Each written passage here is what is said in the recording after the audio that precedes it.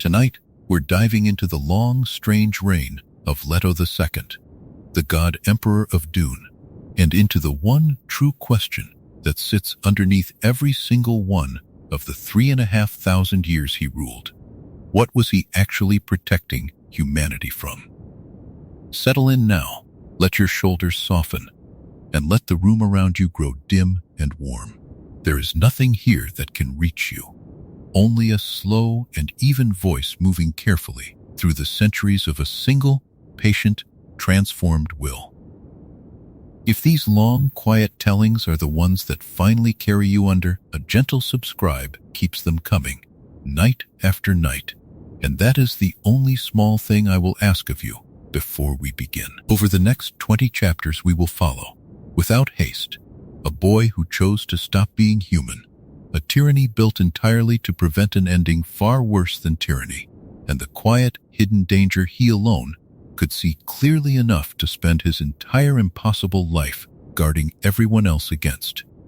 You do not need to hold on to any of it, and none of it can touch you where you are. Let it move through you like a slow tide, and let it carry you, softly, down toward rest. To understand what Leto II was hiding humanity from, we have to begin not with him at all, but with his father, because everything Leto eventually became was built on a fear Paul Atreides carried first, and carried more helplessly. Paul, once he had drunk of the water of life and awakened fully into his prescient power,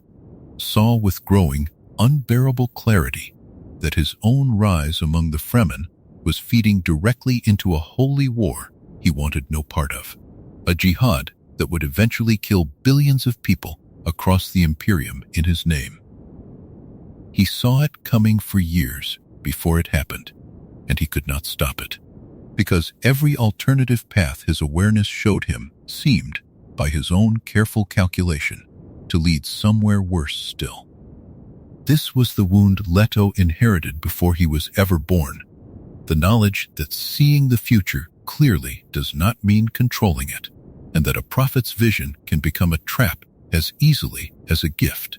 Paul's own children, the twins Leto and Ghanima, were born already carrying this inheritance in the most literal sense the Dune universe allows. Their mother Chani's difficult pregnancy, complicated deliberately by conspirators working against Paul's rule, meant that both children were preborn, flooded before birth with the accumulated ancestral memory of countless lives that came before them, including, crucially, fragments of awareness reaching back through Jessica's own Reverend Mother transformation and further still. Leto did not grow up slowly discovering who he was the way an ordinary child does. He arrived already knowing an almost unbearable amount, already carrying, somewhere inside a small boy's body, the memory of empires and prophets and the particular, specific horror of a jihad his own father had spent a reign trying and failing to prevent. This inheritance placed Leto in a position no one else in the whole of human history, real or imagined, had ever occupied. He possessed his father's prescient gift, sharpened further by his own unusual genetic inheritance. And he possessed something Paul himself never fully had, the ability to see, with real clarity, exactly where his father's own choices had led, and exactly what they had cost. Where Paul discovered the danger of prescient power, gradually, painfully, in the middle of living through its consequences, Leto had the considerable and terrible advantage of studying his father's entire reign as history before he was old enough to shave. A case study in exactly how a well-intentioned man with the power to see the future could still walk, step by careful step, into catastrophe. It was this particular vantage point, a child already holding the accumulated wisdom of countless ancestors and the fresh, still raw lesson of his own father's tragedy, that began shaping the extraordinary decision Leto would eventually make. He did not simply want to rule well, the way a more ordinary heir might have hoped to improve on a parent's mistakes through better policy or gentler temperament. He began to suspect, quietly and then with growing certainty, as his own prescient awareness deepened, that the entire framework his father had operated within, a single visionary leader guiding an entire civilization towards safety, was itself the deeper problem, regardless of how wisely or how carefully any individual leader tried to wield that kind of power. Ghanima, his twin sister, shared this same inheritance and this same early awareness, but the two of them would eventually choose radically different paths through it. A divergence this history will trace more fully in a later chapter. For now, it matters simply to understand the shape of what Leto carried into his own extraordinary life, not just power and not just memory, but a specific inherited terror about what unchecked prescient authority could do to an entire species. A terror he alone, among everyone living in his generation, possessed both the awareness and eventually the willingness to act on completely. The wider Imperium into which Leto was born remained, in these early years, still absorbing the aftershocks of his father's jihad, a civilization reorganizing itself uneasily around a regency led by his aunt Alia, herself struggling with her own dangerous inheritance of pre-born awareness in ways this history has examined at length elsewhere. Leto watched this unfolding regency with the same unusually mature, unusually burdened attention he brought to everything else in his childhood, absorbing lessons about power, control, and the particular fragility of even the most carefully guarded human mind. What Leto ultimately came to believe, forming slowly across these early years and hardening into full, terrible clarity only later, was that humanity's survival required something his father's entire reign had never actually offered, not a wiser guide toward the future, but an eventual, total escape from the very idea that any single guide, however wise, however well-meaning, should be trusted to steer an entire species towards safety at all. Alia's regency during these years, whatever its eventual tragic outcome, offered Leto a close, immediate education in exactly how quickly and how completely even a genuinely capable, genuinely well-intentioned inherited memory carrier could be overwhelmed from within.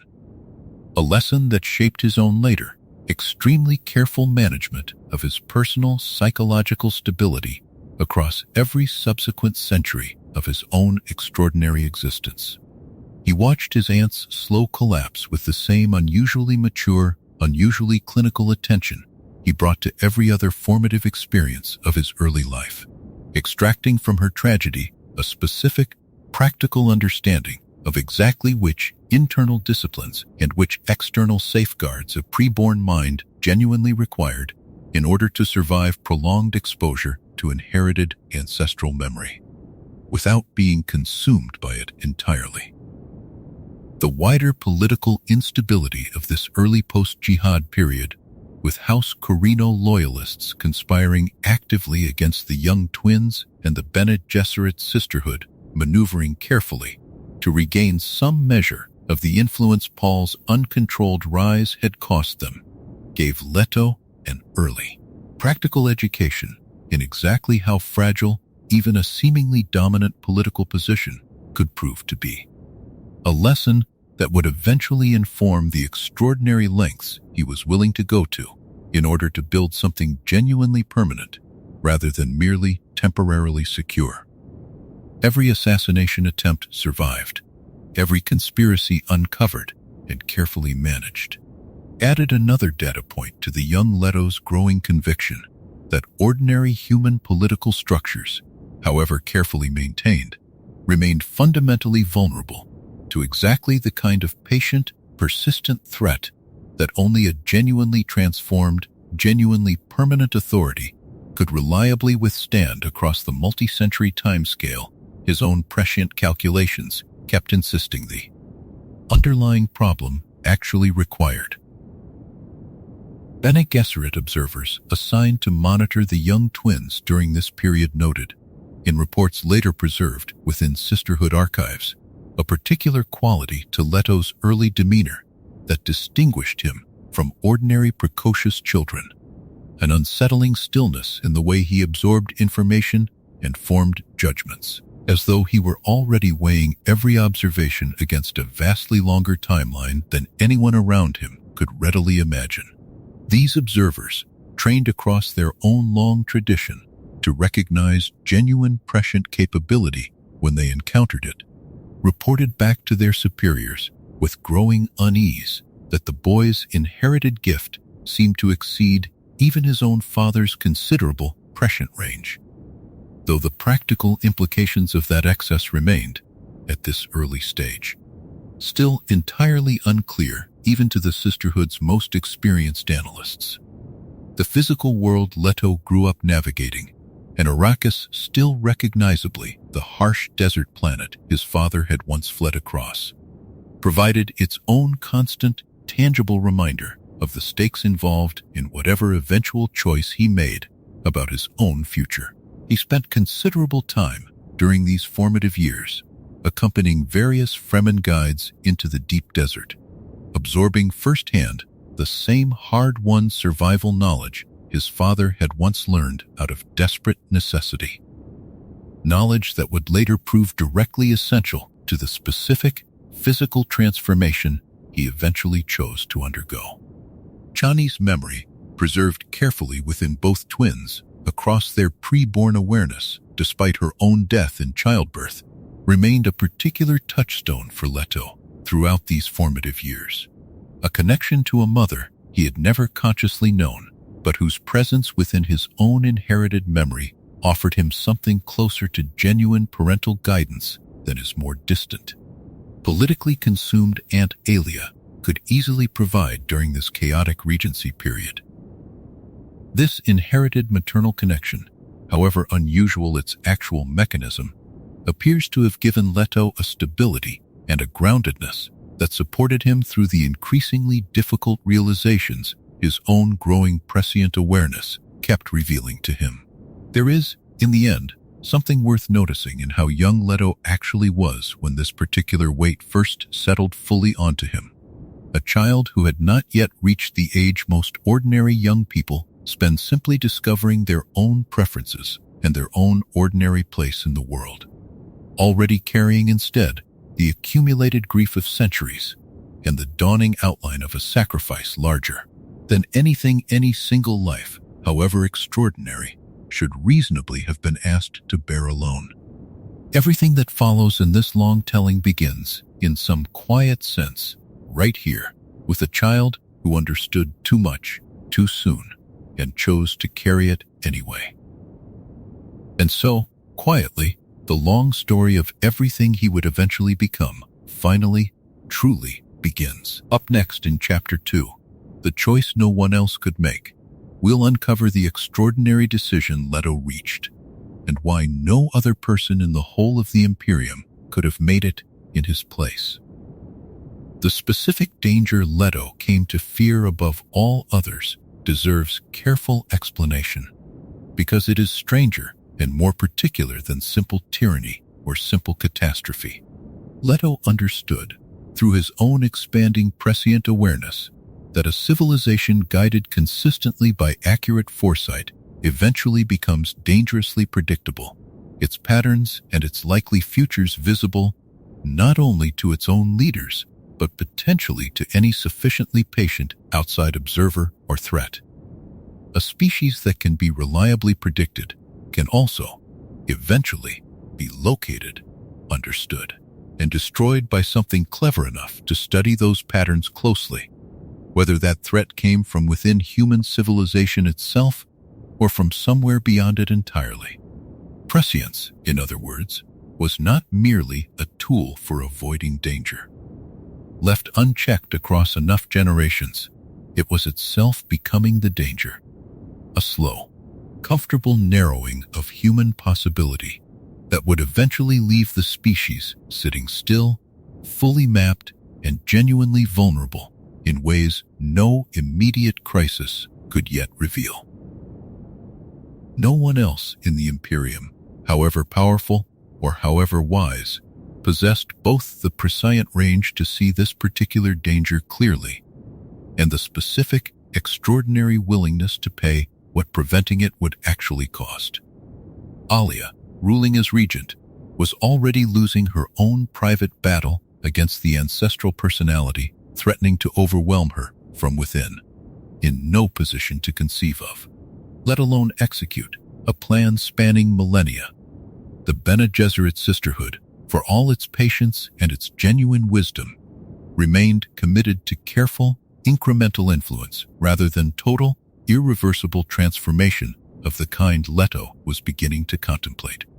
And ordinary human leaders, however capable, simply lacked the prescient awareness necessary to even perceive the specific. Slow-motion danger Leto could see building across the centuries ahead. Leto's own twin sister Ghanima, sharing his exact inheritance and his exact awareness of the danger, made a different and in its own way equally difficult choice.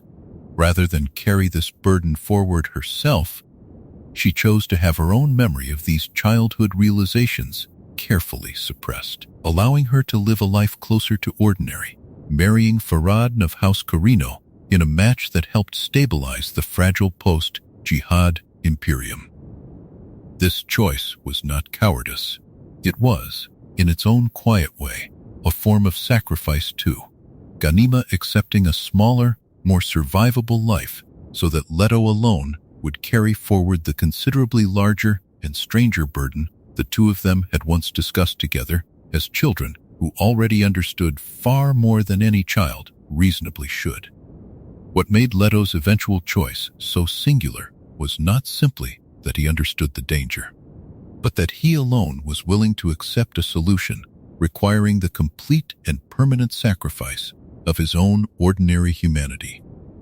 He had studied, through inherited memory, centuries of leaders who had tried to solve civilizational problems while remaining recognizably human, retaining their own comfort, their own relationships, their own eventual natural deaths.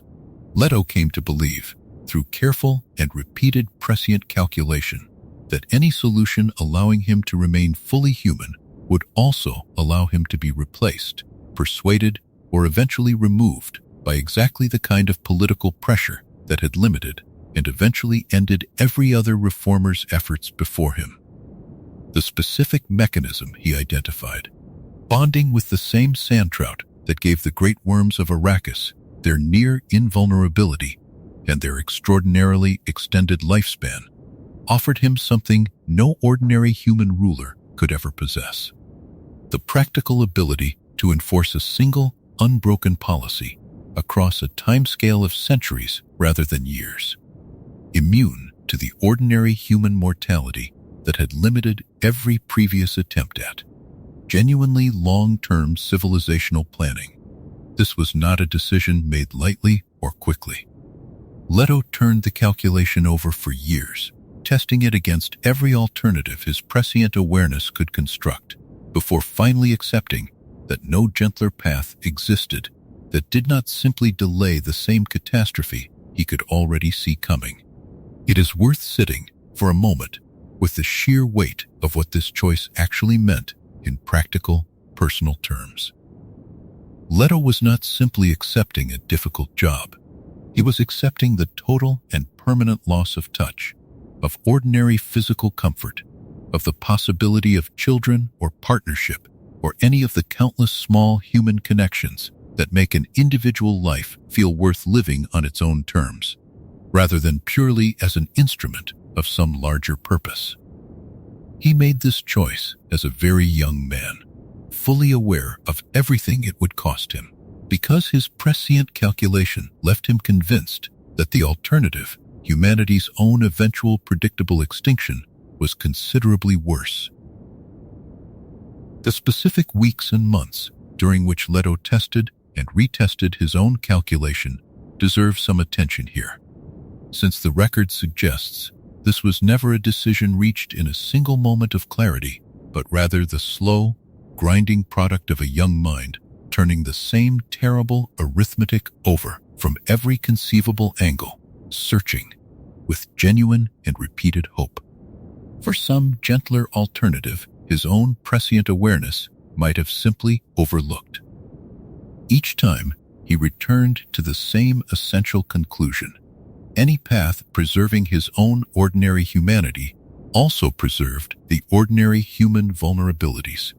To persuasion, to mortality, to the simple erosion of resolve across a normal lifespan. That would eventually allow the same underlying danger to reassert itself, whether during his own reign or in whatever more conventional succession followed it. Ganima's own presence throughout this period of decision offered Leto something increasingly rare in his life. A companion who understood exactly what he was contemplating, without needing the careful, simplified explanation he would soon need to offer everyone else. Their private conversations during these months, most of them never recorded and known to us now only through later, fragmentary reference, apparently ranged across every objection either twin could raise against the plan, Ganima serving as a genuinely rigorous internal critic before ultimately arriving at her own different conclusion, that she could not follow her brother down the path he had chosen, and that her own contribution to his impossible project would instead be the quieter one of living the ordinary life he was permanently forfeiting, carrying forward at least one version of what their family might otherwise have become. The mathematics underlying Leto's calculation, insofar as later scholars have been able to reconstruct it from fragments of his own recorded reasoning, treated human civilization as a system whose long-term survival probability actually decreased the more efficiently any single generation's immediate safety was optimized for. A genuinely counterintuitive conclusion that required the kind of extended, multi-century vantage point only Leto's particular inheritance and particular prescient range could have made visible in the first place. Ordinary rulers, however capable, simply lacked the temporal perspective necessary to even perceive this specific trade-off, let alone to accept the staggering personal cost required to actually address it. This same extended calculation eventually led Leto to a further, more unsettling conclusion regarding his own father's legacy specifically, that Paul's own refusal, late in his reign, to continue ruling as a blind, compromised emperor, choosing instead to walk into the desert and disappear, had been the correct instinct pursued through an insufficiently radical method. Paul had recognized, correctly, that his own continued rule had become part of the problem rather than part of any lasting solution. But his solution, simple disappearance, left the underlying structural vulnerability entirely unaddressed, available for some future figure to eventually exploit all over again. Leto resolved not to repeat this same incomplete solution, however much personal courage his father's own choice had genuinely required. Leto's early attempts to communicate even a partial version of his reasoning to trusted advisors during this decision-making period met with a consistent, understandable resistance. Most of those he confided in initially treating his calculations as a young man's excessive, if unusually sophisticated, anxiety rather than a genuinely sound analysis of civilizational danger. This resistance, rather than shaking his resolve, seems to have reinforced his conviction that his particular understanding exceeded what he could reasonably expect anyone, without his own specific inherited awareness to fully grasp, deepening the isolation that would come to define the whole of his subsequent existence long before his physical transformation had even properly begun. By the time Leto finally settled his own resolve, the calculation had ceased to feel, even to him, like a genuine open question, hardening instead into the same quiet, settled certainty with which a person accepts a fact about the physical world, rather than a choice still genuinely available to be made otherwise. A choice made once, and then, quietly, remade every single day that followed it. Up next in Chapter 3, Becoming the Worm, we'll uncover the actual physical transformation Leto chose to undergo, and the strange, patient process that turned a young man into something the Imperium had never seen before. The transformation Leto chose to undergo began with a substance the Fremen had always understood as dangerous and sacred in equal measure: sand trout, the immature larval form of the great sandworms of Arrakis. Tiny creatures that work collectively to gather and contain the free moisture of the desert, forming the essential biological foundation from which the worms themselves and the spice cycle they sustained ultimately grew. Fremen legend already told of men who had bonded with sand trout skin and gained extraordinary strength and longevity from it, at the terrible cost of their humanity. Stories Leto had grown up hearing and had spent years quietly, carefully studying rather than dismissing as simple cautionary myth. Leto's own preparation for this transformation required him to first disappear from public life entirely, faking his own death after surviving an assassination attempt by House Carino loyalists, and vanishing into the deep desert, much as his father Paul had once done before him,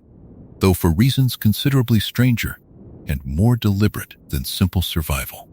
In this self-imposed exile, away from any court advisor or family member who might have tried to stop him, Leto located a colony of sand trout and began the slow, deliberate process of bonding with them, allowing the tiny creatures to merge with his own skin, one careful stage at a time. The physical process unfolded gradually rather than all at once, and the sensations Leto later described in fragments across his own extraordinarily long reign suggest a transformation experienced with full, unanesthetized awareness at every single stage. His skin thickened and hardened, taking on the tough, segmented quality of a worm's own hide, granting him near total invulnerability to conventional injury even as it steadily, permanently sealed him away from the simple sensation of touch that every ordinary human being takes entirely for granted. He grew larger, his body lengthening and reshaping itself around the growing sand trout colony, now fused inseparably with his own flesh, until what remained recognizably human occupied only a small, shrinking portion of an increasingly vast, worm-like form.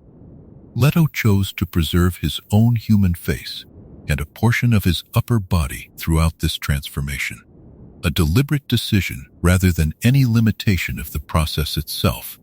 since he understood that some visible trace of his original humanity would prove essential to maintaining the political and religious authority his entire plan depended upon. A creature entirely unrecognizable as anything human could never have commanded the loyalty and worship Leto would need to sustain across the coming centuries. This calculated preservation of just enough humanity to remain a comprehensible figure of authority, while sacrificing everything else that made an ordinary human life livable, captures something essential about the entire character of Leto's extraordinary sacrifice. Even in his own transformation, he was already thinking generations ahead, already calculating exactly what the long, difficult work still ahead of him would actually require. The timing of Leto's transformation carried its own careful calculation as well. He completed the process while still young enough that his extraordinarily extended lifespan, granted by the sand trout bonding, would allow him to rule across the full span of centuries his Golden Path plan required. Understanding that beginning the process too late would have left insufficient time to see the plan through to its necessary conclusion. This meant accepting his transformation and everything it cost him at an age when most young men were only beginning to imagine the shape their adult lives might eventually take. When Leto finally returned from his desert exile to reclaim leadership of the Imperium, he returned as something the wizarding, or rather the wider human world, had never before encountered.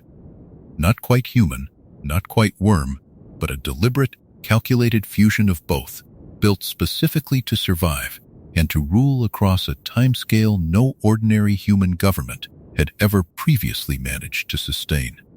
The court and the wider Imperium that greeted his return did so with a mixture of awe, horror, and uncertain reverence, uncertain exactly how to understand a ruler who had so completely and so deliberately surrendered his own ordinary humanity for the sake of a plan almost none of them yet understood. The desert itself played a quiet, essential role in making this transformation possible at all, since the particular colony of sand trout Leto eventually located required exactly the kind of remote, undisturbed desert conditions that centuries of prior Fremen and Harkonnen activity had left increasingly rare across the more heavily traveled regions of Arrakis. Leto's search for a suitable site consumed considerable time during his period of self-imposed exile, a search conducted alone and largely on foot, using skills in desert survival that traced back, through his own inherited memory, to his father's own desperate flight into the same unforgiving landscape a generation earlier. Those few historians who have attempted to reconstruct the precise timeline of Leto's transformation from the fragmentary evidence available note that the process likely spanned several years, rather than the shorter interval some more compressed popular retellings suggest. A slow, deliberate merging that allowed Leto's own body and, just as importantly, his own mind, time to adjust incrementally to each new stage of the change, rather than confronting the full scope of what he was becoming all at once. This gradual pacing appears to have been a deliberate choice on Leto's part, a recognition that even his own extraordinary discipline required time to properly absorb a transformation this total without being overwhelmed by it. The specific timing of individual stages within Leto's transformation appears to have followed the natural rhythms of sand trout activity and reproduction more than any purely human schedule, meaning Leto himself surrendered a considerable degree of control over the process once it began, submitting to biological rhythms that operated according to their own ancient logic rather than any timeline. He could have simply calculated and enforced through willpower alone. This surrender of control, unusual for a young man who had reached his transformation through such careful, extensive calculation, represented its own quiet form of trust,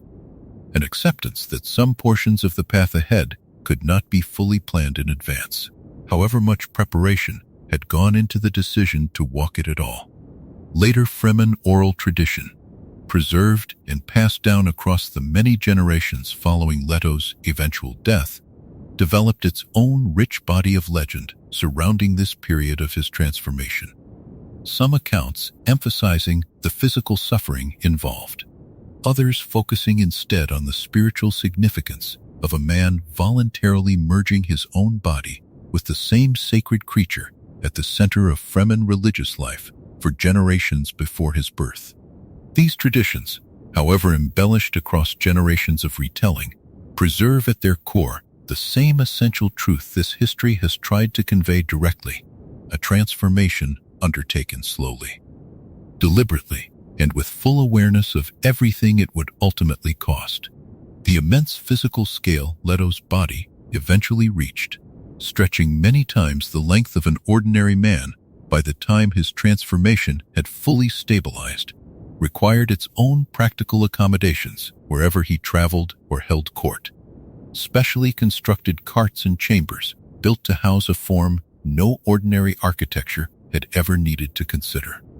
A physical reality that shaped the literal architectural fabric of his capital in ways visitors from earlier in his reign would scarcely recognize by its later centuries. By the time the last stages of his transformation had settled into their final permanent shape, the young man who had once walked into the desert alone no longer existed in any form his own childhood companions would have easily recognized on sight. Up next in Chapter 4, The Last Human Face, we'll uncover what remained of Leto's original self after the transformation was complete, and how he used what little humanity he preserved to hold his empire together. What remained of Leto's original human face after his transformation became one of the most carefully managed and most psychologically significant elements of his entire 3,000-year reign. A small, preserved fragment of ordinary humanity set within an otherwise vast and increasingly alien transformed body. Those who came into his presence across the centuries described a face that aged only very slowly, retaining a youthful quality that grew steadily stranger the longer his reign continued. A face that could still, in its expressions and its voice, convey something recognizably human, even as everything below it had become something else entirely. This preserved humanity served purposes considerably more calculated than simple sentiment. Leto understood, with the same careful long-term thinking that shaped every other aspect of his plan, that his subjects needed something recognizably human to direct their loyalty and their worship toward, since a being entirely and visibly inhuman would have struggled to command the kind of devoted, personal following his rule ultimately depended upon. His face became, in a very real sense, a political tool, a carefully maintained bridge between the ordinary human population he governed and the vast, transformed, almost incomprehensible reality of what he had actually become beneath it. Yet this preserved face also carried genuine personal cost for Leto himself, a constant, visible reminder of exactly what he had given up and exactly how much of his original self still technically survived, trapped within a body that could no longer offer him any of the ordinary human experiences that face might once have anticipated enjoying. Historians and Bene Gesserit scholars who studied his own private reflections, recorded across the centuries in fragments preserved by his closest attendants, describe a being who seemed to experience his own preserved humanity as much as a wound as a tool, a constant, visible tension between what he still technically was and everything he had permanently and deliberately surrendered. Leto's relationship with his own eyes, remaining recognizably human throughout his transformation, even as the rest of his face and body changed around them, carried particular significance within Bene Gesserit and Fremen tradition alike, since eyes had always served as a marker of genuine humanity and genuine prescient awareness within these older traditions. Those few who were granted close audience with the God Emperor across his long reign often remarked specifically on his eyes, describing something in them that remained unmistakably aware, unmistakably present, and unmistakably burdened by everything his transformed body could no longer express through more ordinary human means.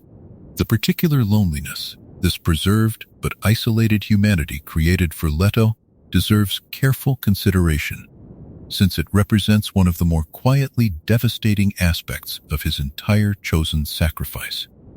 He could still see, still think, still feel something recognizable as human emotion, and yet he could never again be touched, never again share an ordinary meal, never again experience any of the countless small physical comforts that even his own transformed subjects, however difficult their lives under his rule, still retained access to in ways he permanently did not. Duncan Idaho, revived repeatedly as a Ghola across the centuries of Leto's reign, became one of the very few figures within the entire Imperium who consistently engaged with Leto's remaining human face and remaining human personality as though they still fully mattered, refusing across each of his successive revivals to treat the God Emperor as merely a transformed political institution rather than a person who had once been, and in some diminished but genuine sense still remained, the grandson of the very Duke Leto Atreides, whose name he carried forward. This preserved, isolated fragment of Leto's original humanity ultimately became both his greatest political asset and his deepest personal wound, a paradox that ran through the whole of his extraordinarily long reign, and that his closest companions, across the many centuries this history has already begun to trace, understood better than almost anyone else privileged enough to witness it directly. Attendants and fish speakers granted the rare privilege of extended, private audience with Leto across the centuries, developed their own particular vocabulary and their own particular protocols for engaging with what remained of his human expressiveness, learning to read subtle shifts in his voice and in the small remaining movements of his preserved face with a sensitivity that outsiders, encountering him only briefly and formally, rarely developed.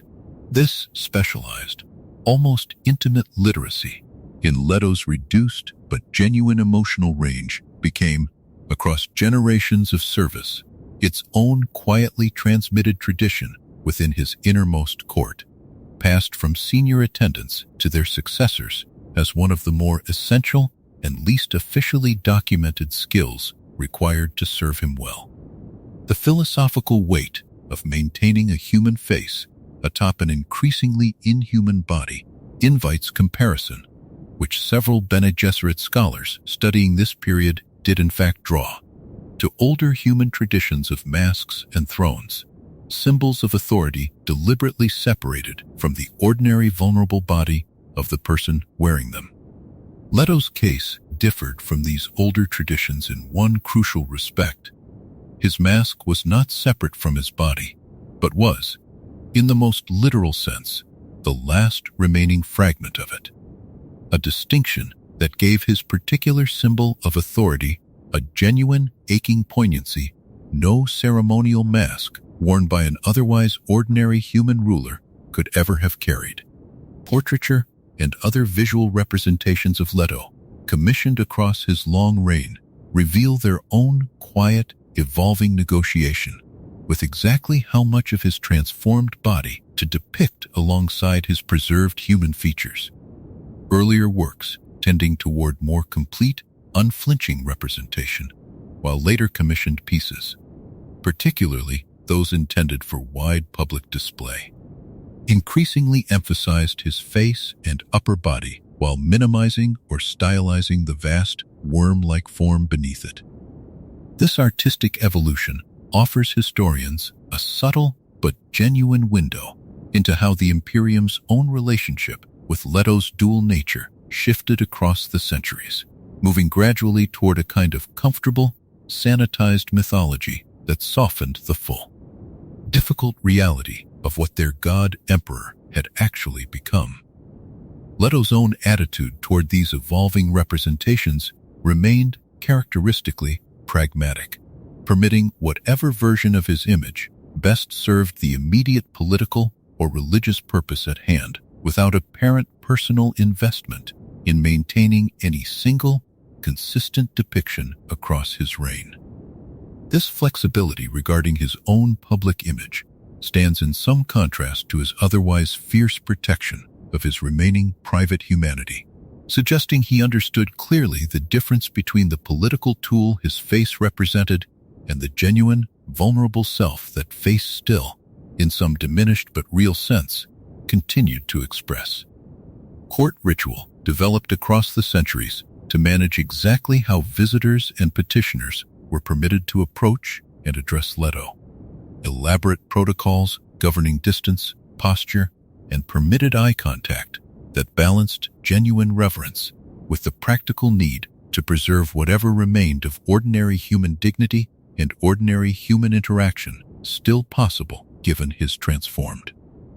circumstances. These protocols, refined and adjusted across generations of court practice, represent their own quiet testament to how thoroughly even the most extraordinary circumstances eventually generate their own considered, carefully maintained forms of ordinary human etiquette. Even now, whatever remains of Leto's story in the wider cultural memory of the scattered human civilization that eventually followed him tends to circle back, again and again, to this same preserved face. The one visible piece of a vanished boy, still recognizable within everything vast and strange he ultimately became. A face held steady across centuries of quiet transformation. Up next in Chapter 5, 3,000 Years of a Single Will, we'll uncover how Leto maintained absolute, unbroken authority across a span of time longer than most entire civilizations managed to survive. Maintaining absolute authority across 3,500 years required Leto to solve a problem no previous ruler in human history had ever needed to seriously address. How does a single will remain effective, relevant, and genuinely unchallenged across a span of time long enough to see entire civilizations rise, mature, and fade elsewhere in the galaxy? His transformed body's near invulnerability solved the most obvious version of this problem, removing the ordinary human vulnerability to assassination, disease, and natural death that had limited every previous attempt at long-term centralized rule. But physical invulnerability alone could never have been sufficient.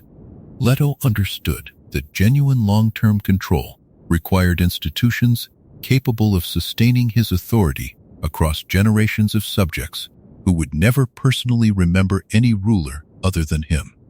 And it was for this purpose that he built and carefully cultivated the Fish Speakers, an elite, entirely female military and administrative corps whose loyalty to Leto's person he nurtured with the same careful, patient attention he brought to every other element of his extended reign.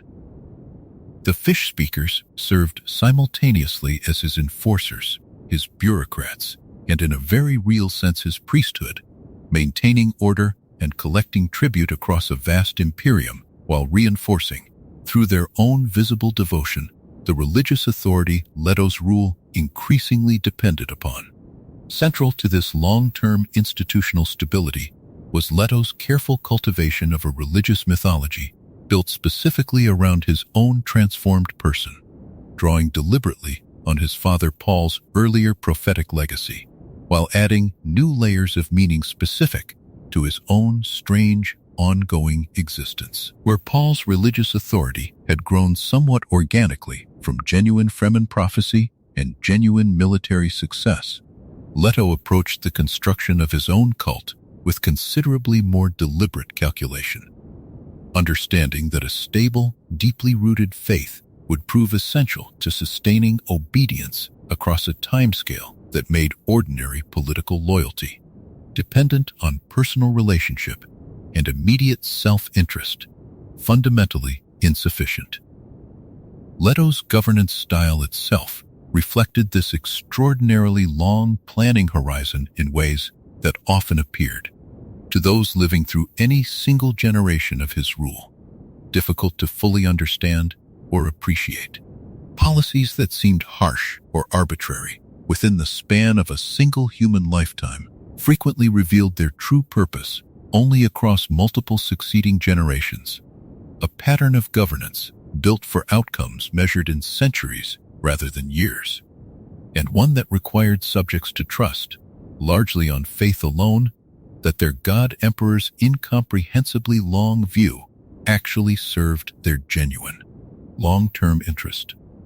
The particular danger of ruling this long, a danger Leto himself understood and planned around with characteristic care,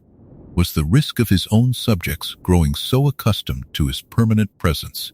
that they lost any genuine capacity to imagine political alternatives at all.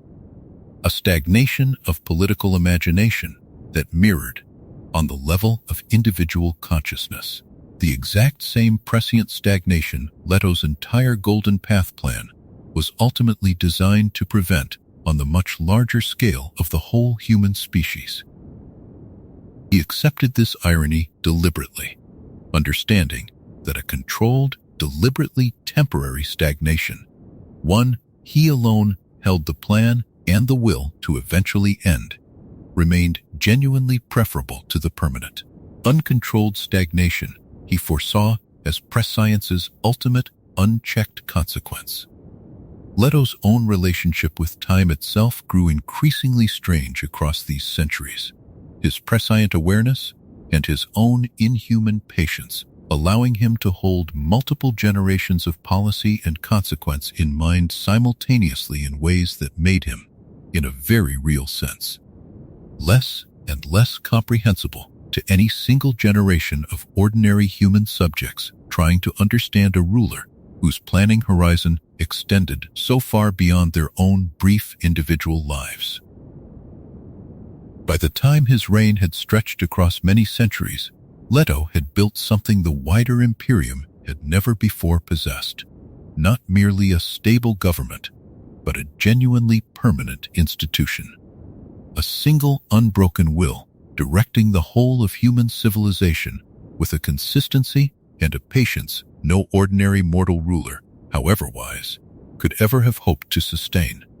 The administrative machinery Leto built to translate his own singular will into the daily governance of countless worlds relied on a careful, deliberately redundant hierarchy of fish-speaker officials,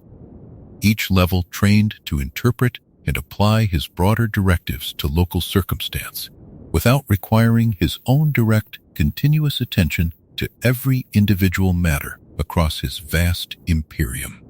This delegated structure allowed his singular authority to function effectively at a scale no single consciousness, however extended its awareness, could otherwise have managed to personally oversee, while still ensuring that every significant decision ultimately traced back to a framework he himself had carefully established generations, sometimes centuries, in advance.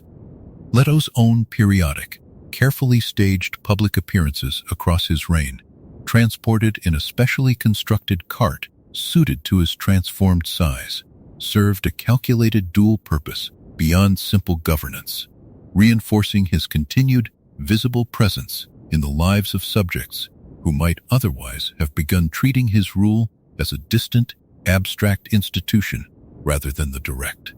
personal will of an actual, continuously present ruler.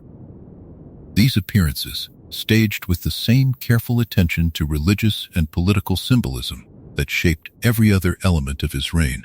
reminded each new generation that the God Emperor was not merely a historical fact inherited from their parents, but a living, watching authority whose continued presence demanded continued, genuine account. Leto's careful management of succession expectations across his reign deserves particular note, since a ruler intending to govern for millennia faced none of the ordinary political pressures around naming heirs or planning transitions that had shaped every previous form of human governance. He deliberately cultivated ambiguity regarding what, if anything, would follow his own eventual rule, understanding correctly that any clear succession plan would immediately become a focus of political maneuvering and factional loyalty that could destabilize the very long-term stability his entire project depended upon. This calculated ambiguity meant that for centuries, the wider Imperium simply could not meaningfully plan for a future beyond Leto's continued presence, a psychological condition that reinforced, in its own quiet way, the sense of his rule as a permanent, unchangeable fact of existence rather than one phase within some larger, eventually concluding historical process. The archival and record-keeping practices Leto established and maintained across his reign reflected the same extraordinarily long planning horizon evident in every other institution he built, with detailed records preserved not merely for the practical needs of current governance, but specifically for the benefit of historians and scholars, who would only exist centuries after the events being recorded had actually occurred. This deliberate cultivation of a historical record intended for such distant future use represents its own quiet testament to Leto's genuine confidence that his own reign, however incomprehensible to those living through any single portion of it, would eventually be properly understood once enough time had passed to reveal its true, complete shape. The specific quality of loyalty Leto cultivated among his senior fish-speaker commanders, distinct from the broader devotional faith maintained across the wider corps, relied on a more direct, more personal relationship built through his own careful, ongoing attention to individual officers across their entire careers, a level of personal investment in his own senior leadership that helped ensure The practical machinery of his rule remained genuinely responsive to his will, even across the vast distances and vast timescales his Imperium ultimately spanned. All of it, every carefully designed layer of institution and ritual, existed to serve a single, unbroken purpose, stretching centuries beyond what any of them could see. Up next in Chapter 6, The Peace That Asked Everything, will uncover the true cost the Great Peace demanded from every single subject living beneath Leto's extended rule. The Great Peace Leto imposed across his long reign eliminated, almost entirely, the large-scale warfare that had characterized so much of the Imperium's prior history. A genuine and significant achievement, measured purely in terms of violence prevented, and lives spared across the many centuries his rule continued. Yet this peace was never free, and the price it demanded from his subjects extended far beyond simple obedience into something closer to a total, generational surrender of political ambition, genuine unpredictability. And much of what had previously made human civilization capable of surprising even itself. Ordinary political life across Leto's Imperium grew steadily more constrained and more carefully monitored as his reign continued, genuine dissent tracked and managed by the fish speakers with an efficiency that made organized rebellion of the kind that had periodically reshaped earlier eras of human history essentially impossible to sustain for any meaningful length of time. Populations across countless worlds settled, across enough generations, into a kind of managed stability that offered real and genuine safety even as it foreclosed the possibility of the dramatic, unpredictable political and cultural transformation that had previously driven human civilization forward, however violently, across its earlier centuries. Leto's own economic policies reinforced this careful, controlled stagnation, deliberately limiting technological development in certain directions while permitting it in others, guided always by his own prescient calculation of which innovations might eventually threaten the specific outcome his Golden Path plan required. This selective, carefully calculated approach to technological and economic development meant that entire avenues of human potential progress remained permanently closed off, not through any natural limitation, but through the deliberate, patient choice of a single ruler whose reasoning remained, to nearly everyone living under his authority, entirely opaque. The particular psychological toll of living an entire life and watching one's children and grandchildren live their entire lives under a rule that offered stability but foreclosed genuine political agency shaped the deeper cultural character of the Imperium across these centuries in ways that later historians, writing after Leto's eventual death, would spend considerable effort trying to fully understand and properly document. Some populations adapted to this constrained existence with something approaching genuine contentment, finding real value in the safety and predictability Leto's rule provided. Others carried a quieter, more persistent resentment, a sense of loss for a kind of genuine political and cultural agency their ancestors had once possessed, and that Leto's great peace had deliberately, permanently taken from them. Leto himself understood this cost with a clarity few of his subjects could match, since his own prescient awareness let him see, with painful precision, exactly what his rule was taking from the people living under it, even as he remained convinced that the alternative, an uncontrolled continuation of the exact prescient stagnation his father's own reign had already begun demonstrating, represented a considerably worse fate still. This awareness did not make the cost easier for him to impose. Fragments of his own private reflections, preserved across the centuries by attendants who recorded what he chose to share with them, reveal a ruler genuinely troubled by the suffering his necessary tyranny required,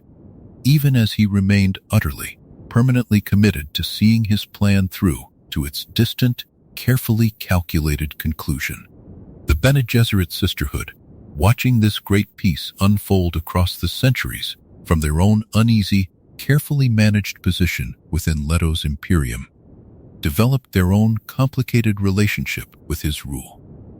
Recognizing genuine value in the stability he provided, even as their own traditions, built around careful, patient influence rather than total, visible control, remained fundamentally uncomfortable with the scale and the totality of what Leto had actually built. By any honest accounting, the peace Leto's rule provided asked everything of the people who lived beneath it: their genuine political agency, their capacity for dramatic cultural transformation, and in a very real sense, their ability to imagine a future genuinely different from the one their god emperor had already, patiently, calculated for them centuries in advance. Individual worlds within Leto's Imperium experienced the Great Peace with considerable local variation. Some populations finding genuine, sustainable ways to channel their remaining ambition into art, scholarship, or the careful cultivation of local culture within the boundaries his rule permitted, while others simply endured, generation after generation, a slow accumulation of quiet resentment that never found any effective outlet under the fish speaker's watchful administration. This unevenness in how different populations actually experienced his rule complicates any simple single account of what the Great Peace meant for ordinary people. A reminder that even a civilization governed by a single absolute will still contain enormous variation in how that will was actually lived out across countless different worlds and countless different local circumstances. Leto's own awareness of this variation shaped subtle, careful adjustments to his governance across the centuries, favoring certain forms of permitted cultural and intellectual expression precisely because they offered his subjects a genuine outlet for exactly the kind of restless human energy his larger political restrictions would otherwise have left with nowhere safe to go. This calculated permissiveness in some domains, paired with total restriction in others, reflected the same careful, long-term thinking evident in every other element of his extraordinarily patient reign. A ruler managing not merely territory and resources, but the deeper psychological and cultural pressures building, slowly and continuously, beneath the surface of his controlled and carefully maintained peace. Later generations of scholars examining surviving records from across Leto's reign have paid particular attention to the underground and semi-clandestine cultural movements that persisted despite the fish speaker's considerable surveillance capability. Small pockets of genuinely independent artistic and philosophical activity that managed to survive at the margins of his otherwise thoroughly monitored society.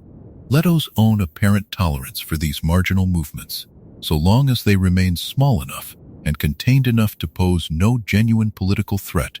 suggests a ruler who understood the psychological necessity of preserving at least some outlet for authentic human creative expression, even within an imperium otherwise structured around total, comprehensive control. The economic underpinning of the Great Peace relied heavily on carefully managed spice distribution. Leto, controlling the flow of melange across his imperium with the same meticulous, long-term calculation he applied to every other lever of power available to him, using scarcity and abundance alike as tools for maintaining exactly the kind of controlled stability his larger plan required. This economic control gave him leverage extending even into regions and populations the fish speaker's more direct military and administrative presence reached less completely, ensuring that virtually no corner of his vast imperium remained genuinely beyond the reach of his careful, patient governance. The generational shift in how ordinary subjects related to the Great Peace deserves final note here, since populations born several centuries into Leto's reign, having never known anything resembling the more chaotic, more violent political conditions their distant ancestors once endured, often experienced the constraints of his rule less as an imposed loss, and more simply as the basic, unquestioned shape of reality itself, a normalization that in some ways served Leto's purposes even as it complicated his own hope that later generations would retain enough genuine understanding of what they had actually given up to eventually embrace their own freedom wholeheartedly once it finally arrived. Leto's own occasional, carefully limited acts of visible mercy or visible flexibility, granted selectively across the centuries to particular petitioners or particular communities, served an important function within this otherwise rigid system, offering just enough evidence of genuine, responsive attention behind the vast administrative machinery to sustain the belief, among at least some portion of his subjects, that their God-Emperor remained a genuine, attentive presence rather than simply a distant, unreachable institution. Whatever the final accounting eventually shows, the Great Peace remains, even now, one of the longest sustained periods of large-scale stability the human species has ever recorded, purchased at a price this history has tried, honestly, to name in full. Peace, it turned out, was never truly free, no matter how carefully or how patiently it was built. Up next in Chapter 7, The Danger of a Findable Species, we'll uncover, in full detail, exactly what Leto feared would happen to humanity if his golden path was never completed.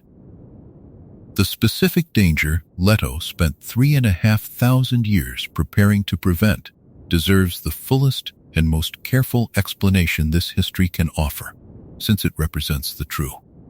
hidden justification underneath everything else his long reign accomplished. Leto understood, through prescient calculation extending further and more clearly than any previous human awareness had ever managed to see, that a civilization guided consistently and successfully by accurate prophecy eventually becomes a civilization whose future can be reliably predicted, not only by its own leaders, but potentially by anything else patient and clever enough to study the patterns that prophecy itself creates. A species whose future movements and decisions follow predictable, traceable patterns is a species that can eventually be located, understood, and if some sufficiently determined threat ever arose, systematically destroyed. This was the core of Leto's fear, and it was a fear grounded not in vague anxiety, but in his own careful, extended, prescient calculation of humanity's actual long-term vulnerability. A single planet, a single unified Imperium, however vast, however carefully governed, remained fundamentally exposed to exactly this kind of total, final catastrophe. A single, sufficiently powerful and sufficiently patient enemy capable of ending the entire human story in one coordinated stroke. Leto's own inherited memory, stretching back through countless ancestral lives via the same mechanism that had shaped his pre-born childhood awareness, gave him access to patterns and precedents no single human lifetime could otherwise have perceived.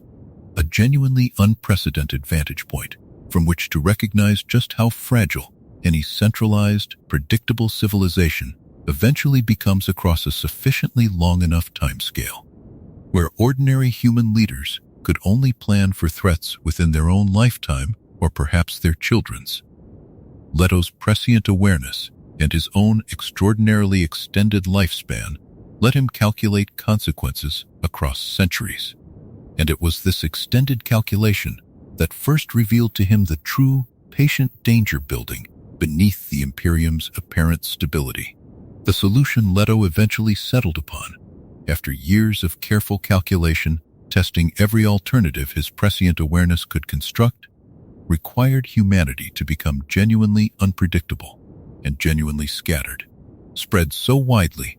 and so unpredictably across the universe that no single threat, however patient or however powerful, could ever again locate and destroy the whole of the species at once. This solution, which later became known as the scattering, could not simply be announced or encouraged through ordinary policy. Leto understood that human populations, left to their own comfortable devices under a stable, well-managed peace, would never willingly choose the kind of genuine, dangerous unpredictability his long-term solution actually required. This is where the deeper, more paradoxical logic of Leto's entire reign becomes clear. He needed to build a peace so total, so comprehensive, and ultimately so oppressive that it would eventually generate, once it finally ended, an overwhelming, genuine hunger for exactly the kind of chaotic, unpredictable freedom his controlled great peace had spent centuries deliberately suppressing.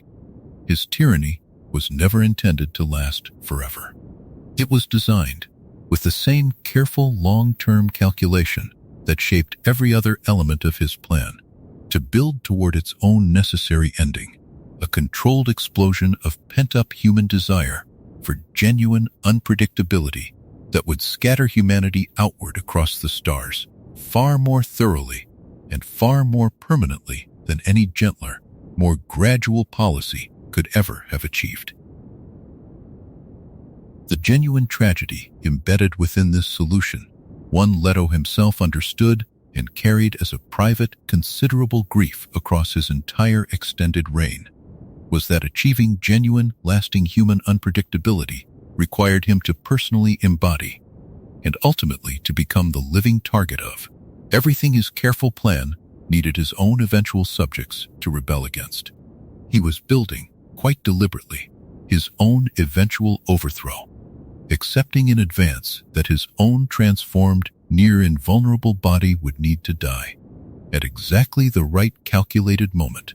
in order for his entire life's careful work to actually succeed. The specific analytical framework Leto used to model this danger drew on mathematical and historical patterns accessible to him through inherited ancestral memory, stretching back across generations no ordinary historian could otherwise access,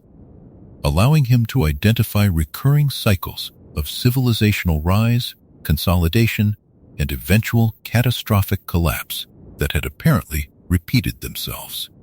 in varying forms across human history long before the Imperium of his own era ever existed. What distinguished the danger he identified from these earlier historical patterns was scale. Previous collapses, however devastating to the civilizations that suffered them, had never threatened the complete extinction of the species itself,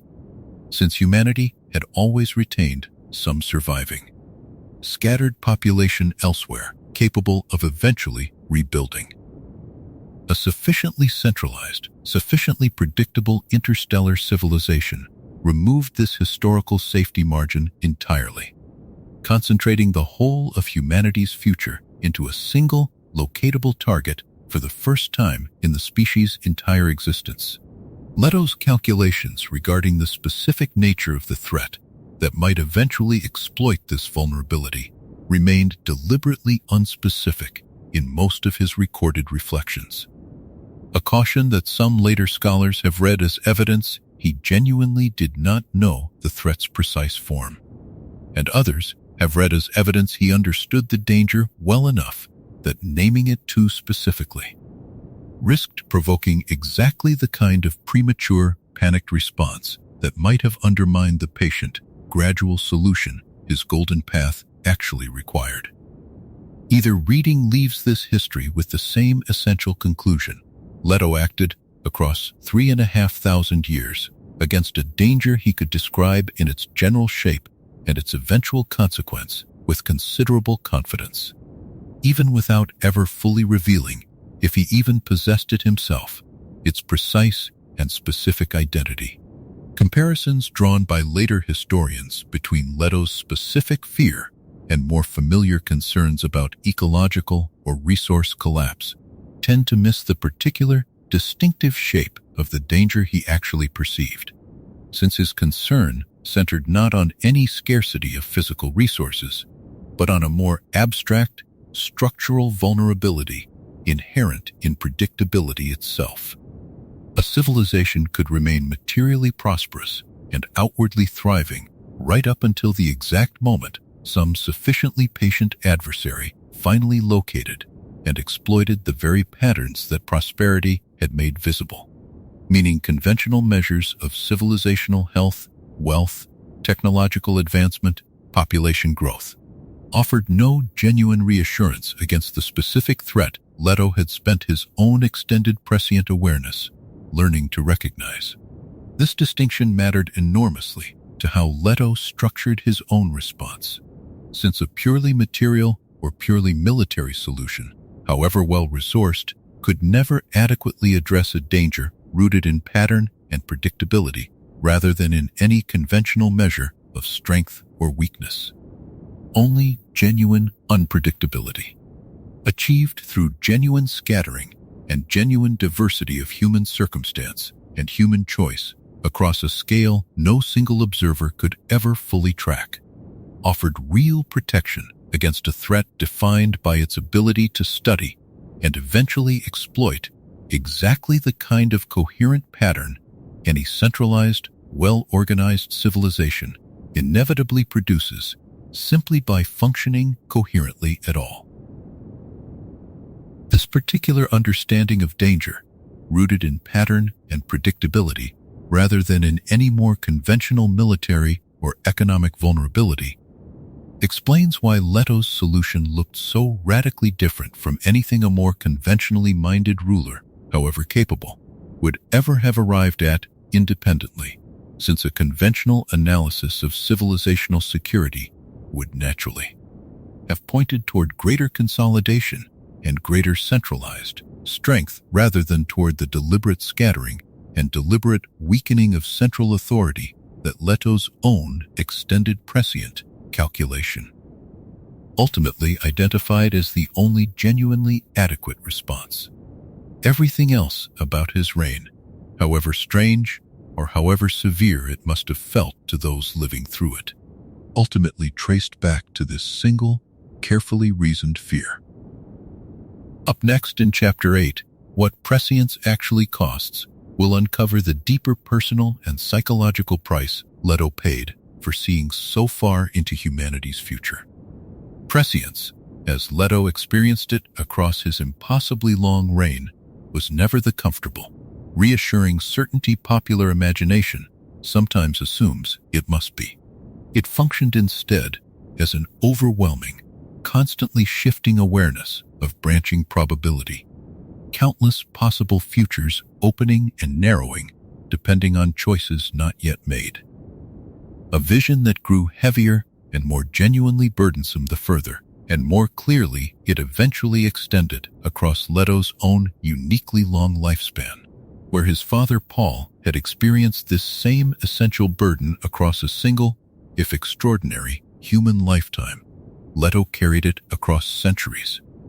his awareness of consequence and possibility stretching so far forward that he could, at times, perceive the shape of events his own eventual death would set into motion long after his transformed body had finally completely dissolved. This extended prescient awareness carried a particular corrosive cost that this history has not yet fully examined: the gradual erosion of genuine surprise, and with it, much of what makes an individual life feel meaningfully lived, rather than simply endured according to a plan already calculated in advance. Leto experienced, across his many centuries, remarkably little of the ordinary uncertainty that gives human experience much of its emotional texture, since his own prescient calculation had already mapped, with considerable, if imperfect precision, the likely shape of events still decades or centuries away from actually occurring. This meant living an existence with which very little authentic novelty. He knew, more often than not, roughly what was coming, and this knowledge, however useful for his larger civilizational plan, cost him access to the kind of genuine, unplanned discovery that fills an ordinary human life with meaning. Duncan Idaho, across his many successive Gola revivals throughout Leto's reign, frequently pressed the god emperor directly on exactly this cost,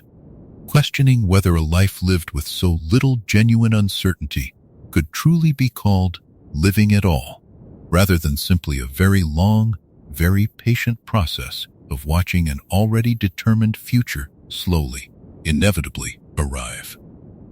Leto's own responses to these repeated challenges, preserved in fragments across the centuries,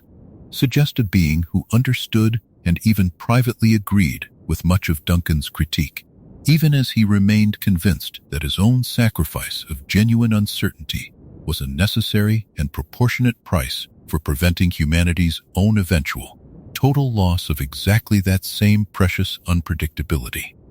The particular danger of prescient certainty extended beyond Leto's own personal experience into the wider political and psychological character of his entire Imperium. Since a ruler who could see so clearly into probable futures inevitably governed with a confidence that left little genuine room for the input, disagreement, or independent judgment of anyone else around him. This created, across the centuries of his reign, an unavoidable tension between Leto's own genuine desire to eventually restore humanity's independent agency and the practical reality that his own overwhelming prescient authority made genuine independent agency, for nearly everyone living under his direct influence, functionally impossible to exercise in any meaningful way. Leto's own occasional, deliberate choices to act against his own clearest prescient guidance, embracing uncertainty in small, carefully chosen moments, specifically to preserve some remaining trace of genuine unpredictability within his own extraordinarily determined existence, offer this history one of its more quietly moving glimpses into the deeper psychological cost of his chosen path. These small rebellions against his own overwhelming certainty cost him little in practical political terms, but they mattered enormously to Leto himself. Small, deliberate preservations of exactly the kind of genuine surprise his larger plan required him to otherwise systematically deny both himself and the whole of the civilization he governed. By the time his reign had stretched across many centuries, Leto had come to understand prescience not as the gift popular memory of his father's own rise had once suggested it to be, but as a burden requiring constant, careful management, a power that offered genuine practical benefit only when balanced, deliberately, and with real effort against the deeper human need for authentic uncertainty that no amount of accurate foresight could ever fully replace. This diminished capacity for surprise extended even into Leto's relationship with his own eventual death, a fact this history has already begun to trace and will examine in considerably fuller detail in later chapters. He had, by his own account, foreseen the general shape and rough timing of his own ending decades, in some formulations centuries, before it actually arrived. Meaning, he approached what should have been the most significant and most uncertain event of any life, with something closer to careful, long-anticipated scheduling than genuine existential unknowing. Whether this foreknowledge made his eventual death easier or harder to bear remains, even in his own recorded reflections, genuinely ambiguous, a question he seems to have turned over privately without ever settling on a single, stable answer. The relationship between Leto's prescient certainty and his own capacity for genuine moral choice occupied considerable attention among the philosophers and theologians who studied his reign both during his lifetime and across the centuries following his death. Since a being who can reliably foresee the consequences of his own actions faces a fundamentally different moral situation than an ordinary human actor working under genuine uncertainty. Some later scholars argued that Leto's prescient certainty actually deepened rather than diminished the moral weight of his choices, since he could never claim the ordinary human excuse of unforeseen consequence for any suffering his policies caused. Others argued the opposite, that a being who already knows the outcome of his choices exercises something closer to enactment than genuine choice at all. Leto himself, in the fragments of his private reflection that touch on this question, seem to lean toward the first view, accepting full and complete responsibility for every consequence his clear sight had shown him in advance. Leto's occasional practice of deliberately withholding his own prescient knowledge from himself, choosing not to look ahead at certain specific personal matters, even when his broader awareness would have easily permitted it, represents one of the more curious and least understood disciplines he developed across his long reign. Fragments of his own recorded reflection suggest he treated this selective self-imposed blindness as a kind of essential mental hygiene, a deliberate preservation of small pockets of genuine uncertainty within his own experience specifically to prevent his prescient awareness from consuming every last trace of authentic, lived surprise from an existence that had already sacrificed so much else in service of his larger purpose. The relationship between this practiced self-restraint and his broader philosophical understanding of prescience's dangers reveals a consistency running through even the most private, personal dimensions of his extraordinary life. The same structural danger he identified at the scale of an entire civilization, too much certainty producing too little genuine vitality, applied equally, in Leto's own careful understanding, to a single consciousness, however vast and however extended across centuries that single consciousness happened to be. Leto's own occasional descriptions of what genuine surprise still felt like when it managed to reach him,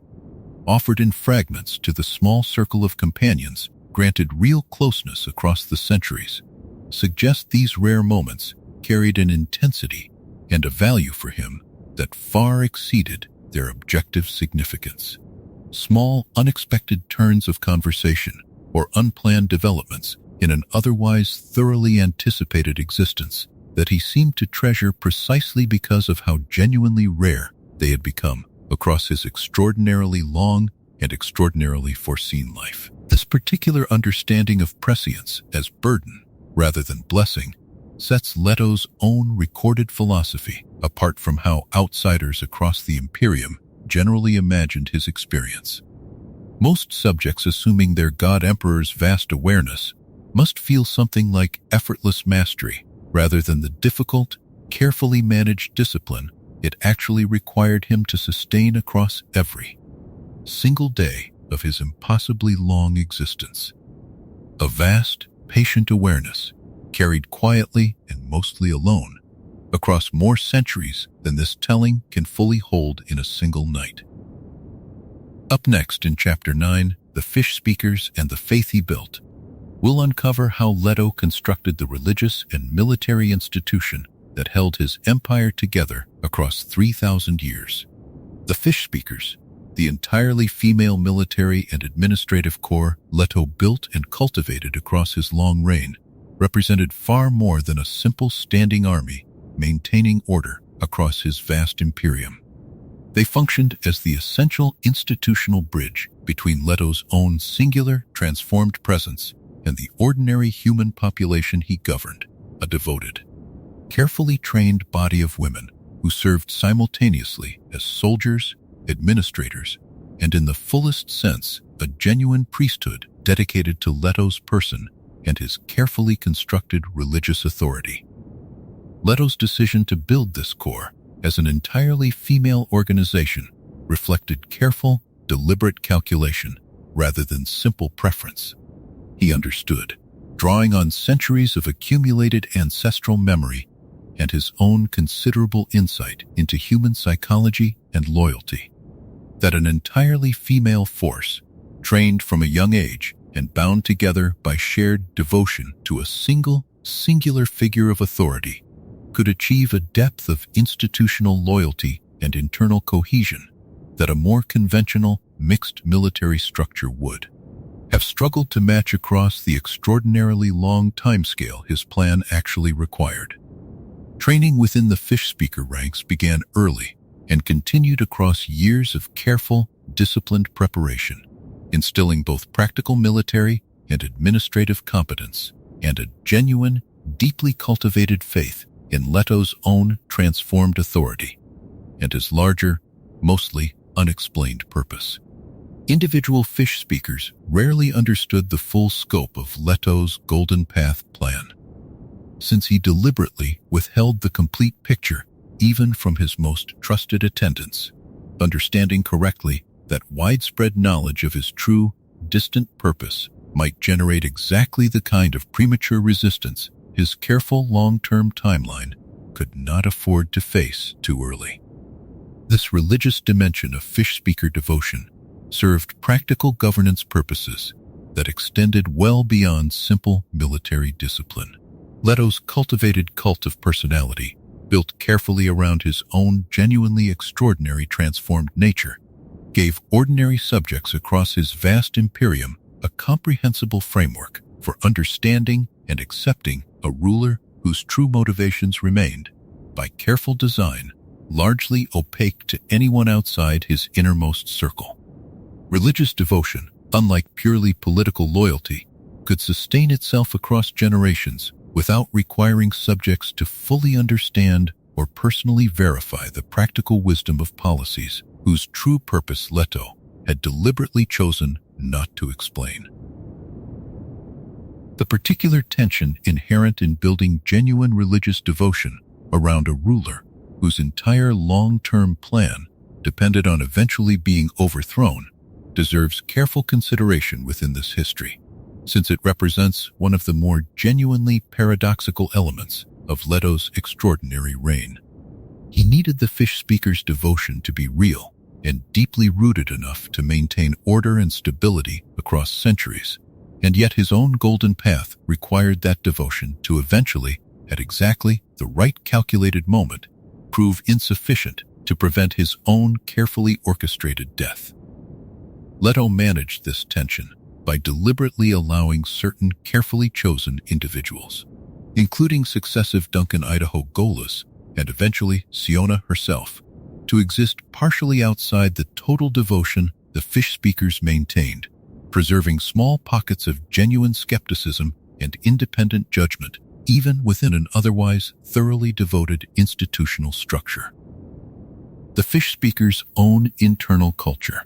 developed and refined across many centuries of continuous service to a single unchanging ruler, produced its own distinctive traditions and its own particular understanding of loyalty and purpose. One that later historians studying the post-Leto Imperium found genuinely difficult to fully reconstruct, since so much of what the fish speakers actually believed and understood about their own service remained embedded in oral tradition and practical training rather than any more easily accessible written record.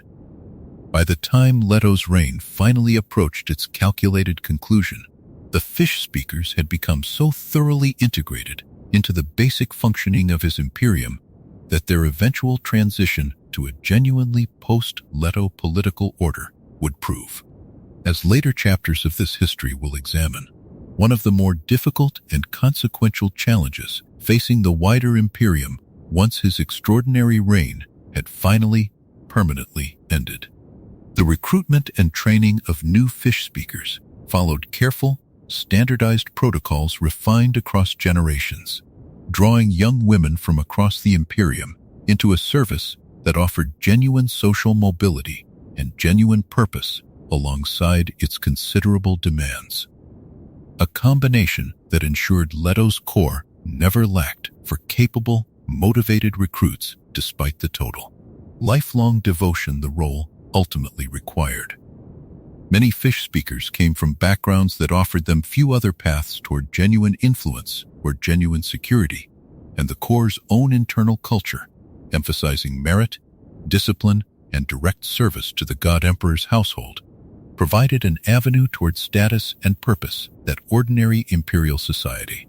still shaped by centuries of noble bloodline privilege, otherwise rarely offered so directly to women without prior family standing. The gradual evolution of fish speaker religious practice across the centuries, drifting subtly from its earlier,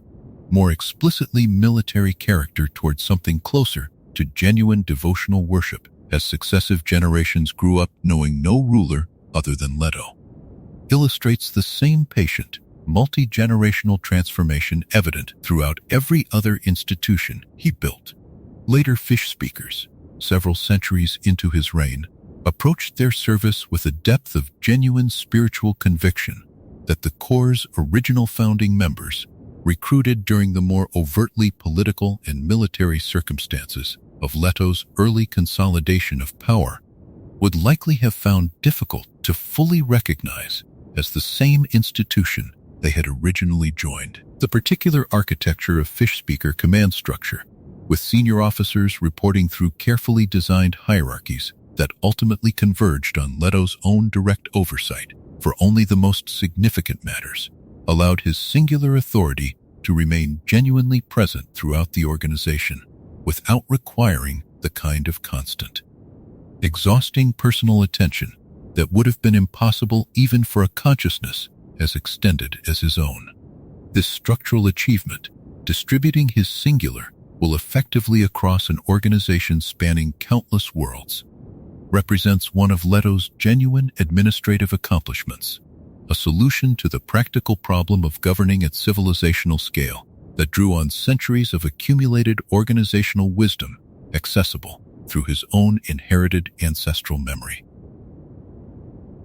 Ceremonial occasions marking significant anniversaries within fish speaker tradition, some commemorating events centuries old by the time later generations of fish speakers observed them, gradually accumulated their own rich layer of institutional memory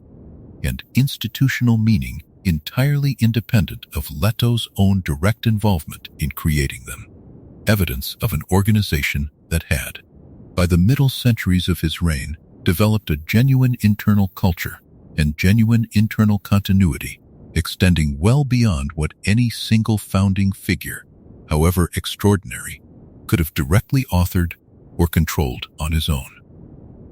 The eventual dissolution of the Fish Speaker Corps as an organized institution following Leto's death, and its gradual transformation into various successor organizations serving the considerably more fragmented, considerably more locally organized post-Leto political landscape, represents its own significant chapter in the wider history of the scattering. One this account touches only briefly here, but that later historians studying the transition have found genuinely essential to understanding. How the Imperium's core institutions actually survived, adapted, or simply dissolved once the singular authority holding them together for so many centuries had finally, permanently ended. Fish speaker uniforms, ceremonial weapons, and other physical artifacts of the Corps' long service survive in considerable number within various museum and archival collections established across the centuries following the scattering, offering later generations a tangible, physical connection to an institution whose true scale and true significance can otherwise prove difficult to fully appreciate from written record alone. And so, generation after generation, the same quiet devotion carried his empire forward, steady as the desert itself. Up next in Chapter 10, the Duncan Idahos who kept asking why, will uncover Leto's remarkable, repeated use of Gola revivals, and the singular, persistent role Duncan Idaho played across the whole of his extended reign. Leto's repeated use of Duncan Idaho Golas across his extended reign represents one of the more genuinely poignant and psychologically revealing patterns of his entire 3,000-year rule, a deliberate, recurring choice that offers this history real insight into what Leto himself actually needed, beneath all his careful political calculation, from the people closest to him. Working through the Tleilaxu's unique genetic technology, capable of growing new bodies from preserved cellular material and, under the right careful conditions, restoring the original person's full memory and personality, Leto arranged for dozens of successive Duncan Idaho revivals across the centuries of his reign, each one awakening into service within his court without memory of his predecessor's particular relationship with the transformed God Emperor. The pattern this repeated revival established deserves careful attention, Each new Duncan arrived without the accumulated deference and weary acceptance that might naturally develop in any single companion who lived alongside Leto across many decades of his rule. Instead, every fresh Duncan approached Leto's transformed, increasingly alien authority with the same startled, questioning honesty his original template had once brought to his very first meeting with the transformed God Emperor, asking the same fundamental questions about purpose, morality, and cost that a longer-serving companion might eventually have simply stopped asking. Leto could have easily surrounded himself exclusively with fish speakers or other advisors, whose devotion made them considerably less likely to challenge his authority or his methods. That he instead, deliberately, repeatedly chose to maintain at least one genuinely questioning voice within his innermost circle, across literally every stage of his extraordinarily long reign, suggests something important about what Leto actually valued beneath his carefully constructed public authority. A persistent, uncorrupted reminder of ordinary human perspective, unfiltered by centuries of accumulated deference or by the specific religious devotion the fish speakers had been carefully trained to maintain toward him. The particular questions each new Duncan tended to raise, questioning the morality of Leto's methods, the genuine necessity of so much accumulated human suffering, and the strange, difficult nature of Leto's own transformed existence, offered the God Emperor something his prescient awareness alone could never fully provide: a genuine, ongoing ethical check, however limited in its practical political effect, against the risk that his own overwhelming confidence in his carefully calculated plan might drift towards something closer to simple, unchecked tyranny, stripped of its original, genuinely difficult moral reasoning. Leto's own responses to these repeated challenges varied considerably across the centuries. Sometimes patient and genuinely reflective,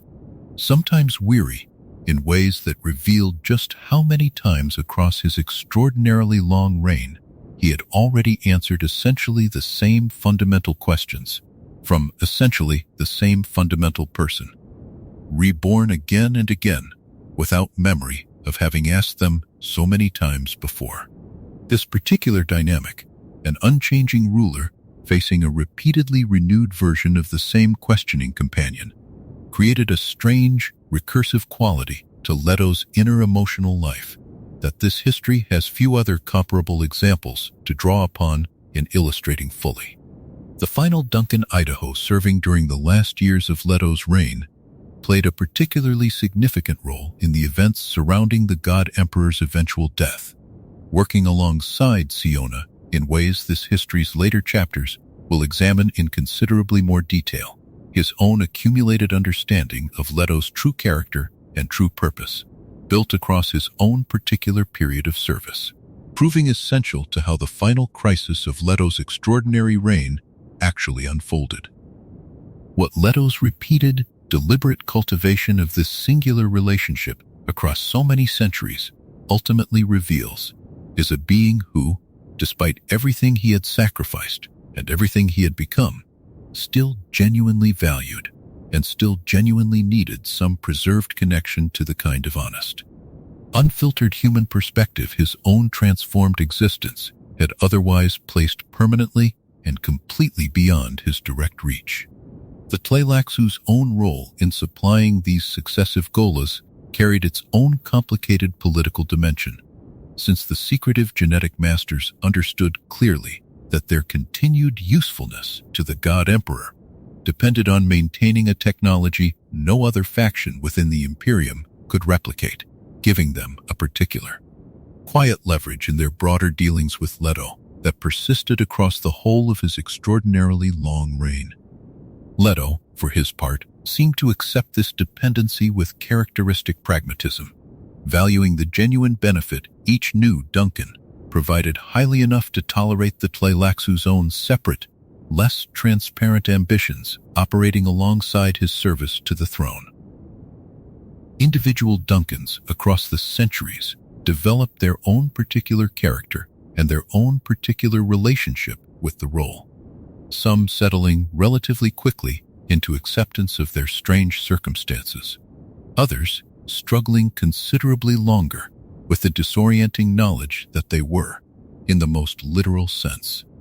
a copy grown specifically to replace an original who had died in service to a family whose current head had become something no longer recognizably human. This variation between successive Duncans, despite their shared genetic template and shared original memory, offers this history a striking illustration of just how much genuine individual character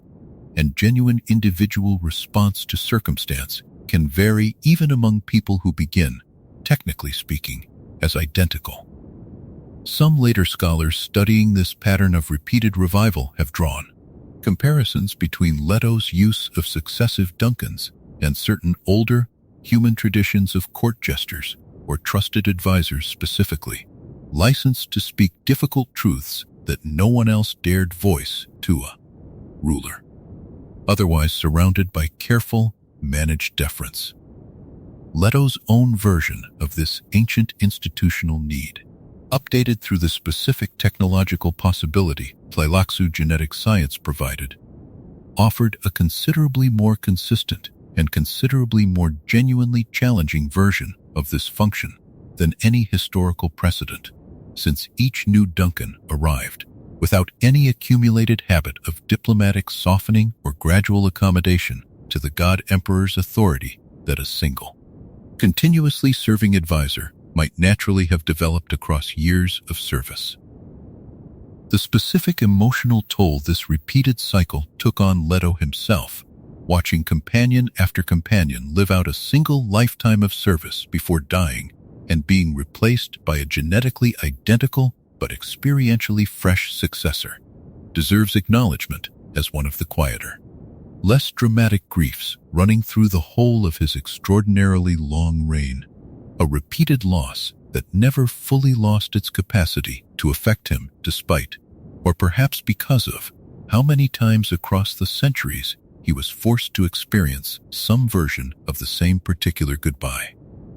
In the years following Leto's own death, the various surviving Duncan Idahos, no longer bound to a single continuous service, pursued considerably more varied and considerably more independent lives across the newly scattered human civilization, some remaining connected to the Bene Gesserit and to Siona's own continuing work, others choosing to disappear entirely into the genuine anonymity the post-Leto world finally made possible for them. A quiet, personal echo of the same broader freedom the whole of humanity was, in that same period, beginning to discover for itself.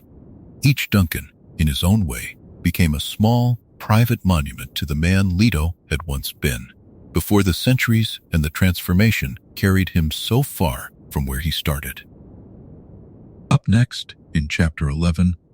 Breeding the One Who Could Not Be Seen, we'll uncover the careful, centuries-long genetic program Leto pursued to produce the one person whose existence his own Golden Path plan ultimately required. Among the many long-term projects Leto pursued across his extended reign, none carried greater ultimate significance for his entire Golden Path plan than the careful, patient genetic breeding program he maintained across centuries. Working selectively among noble bloodlines with a specific, carefully guarded outcome in mind, the eventual production of a person whose prescient invisibility and ability to move entirely outside the reach of prescient vision, including his own considerable and far-reaching awareness, would prove essential to finally breaking his own tyranny and completing the final necessary phase of his extraordinarily long-term plan. This particular genetic quality, the ability to exist as a genuine blind spot within prescient awareness itself, represented something Leto's own considerable foresight could not simply calculate or engineer through direct observation, since the very trait he sought was, by its own essential nature, invisible to the exact kind of prescient calculation he would otherwise have used to guide its careful cultivation.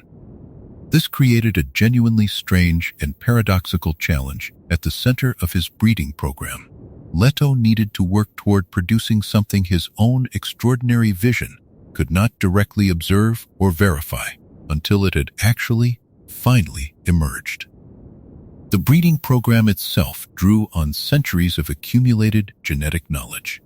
some inherited from the earlier Bene Gesserit program that had once worked toward producing his own father as the Kwisatz Haderach,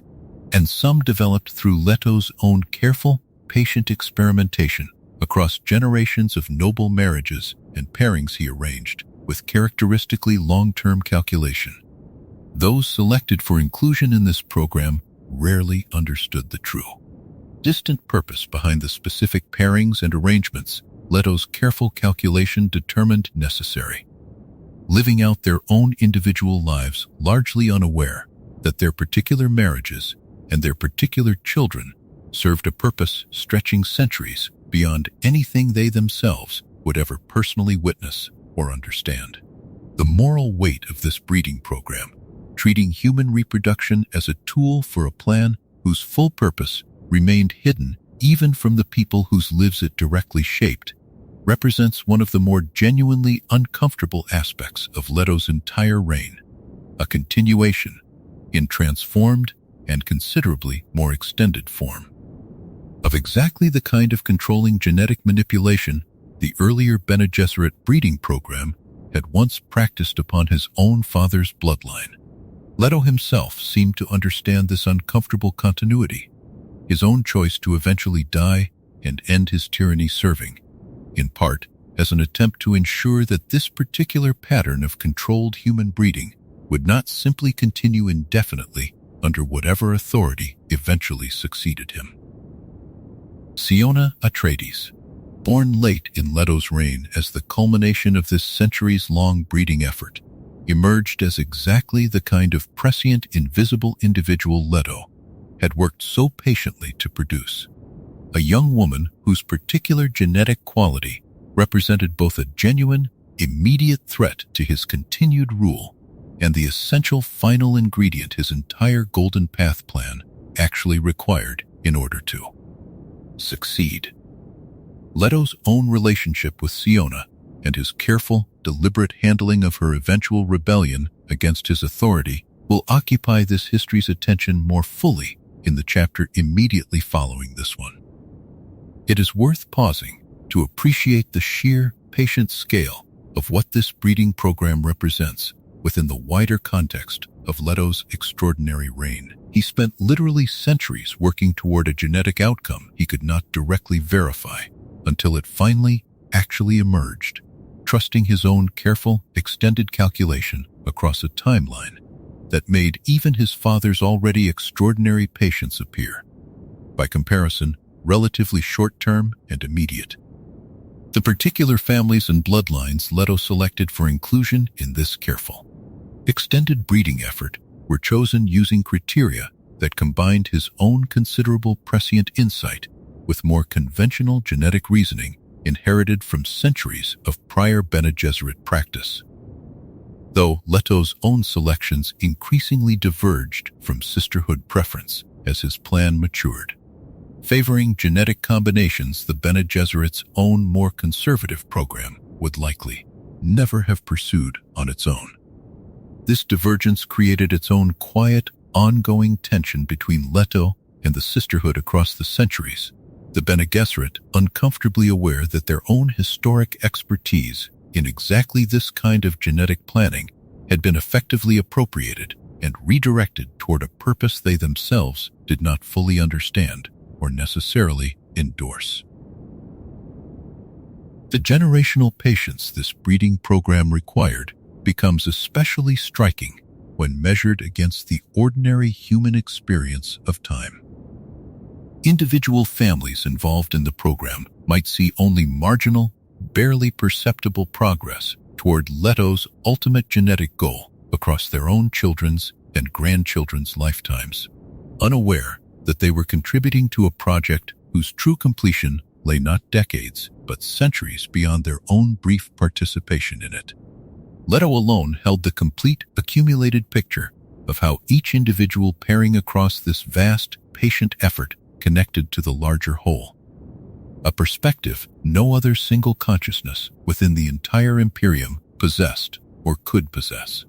given the sheer span of time the full picture actually required to properly assemble. The Bene Gesserit's own parallel, competing breeding efforts continued throughout this period as well,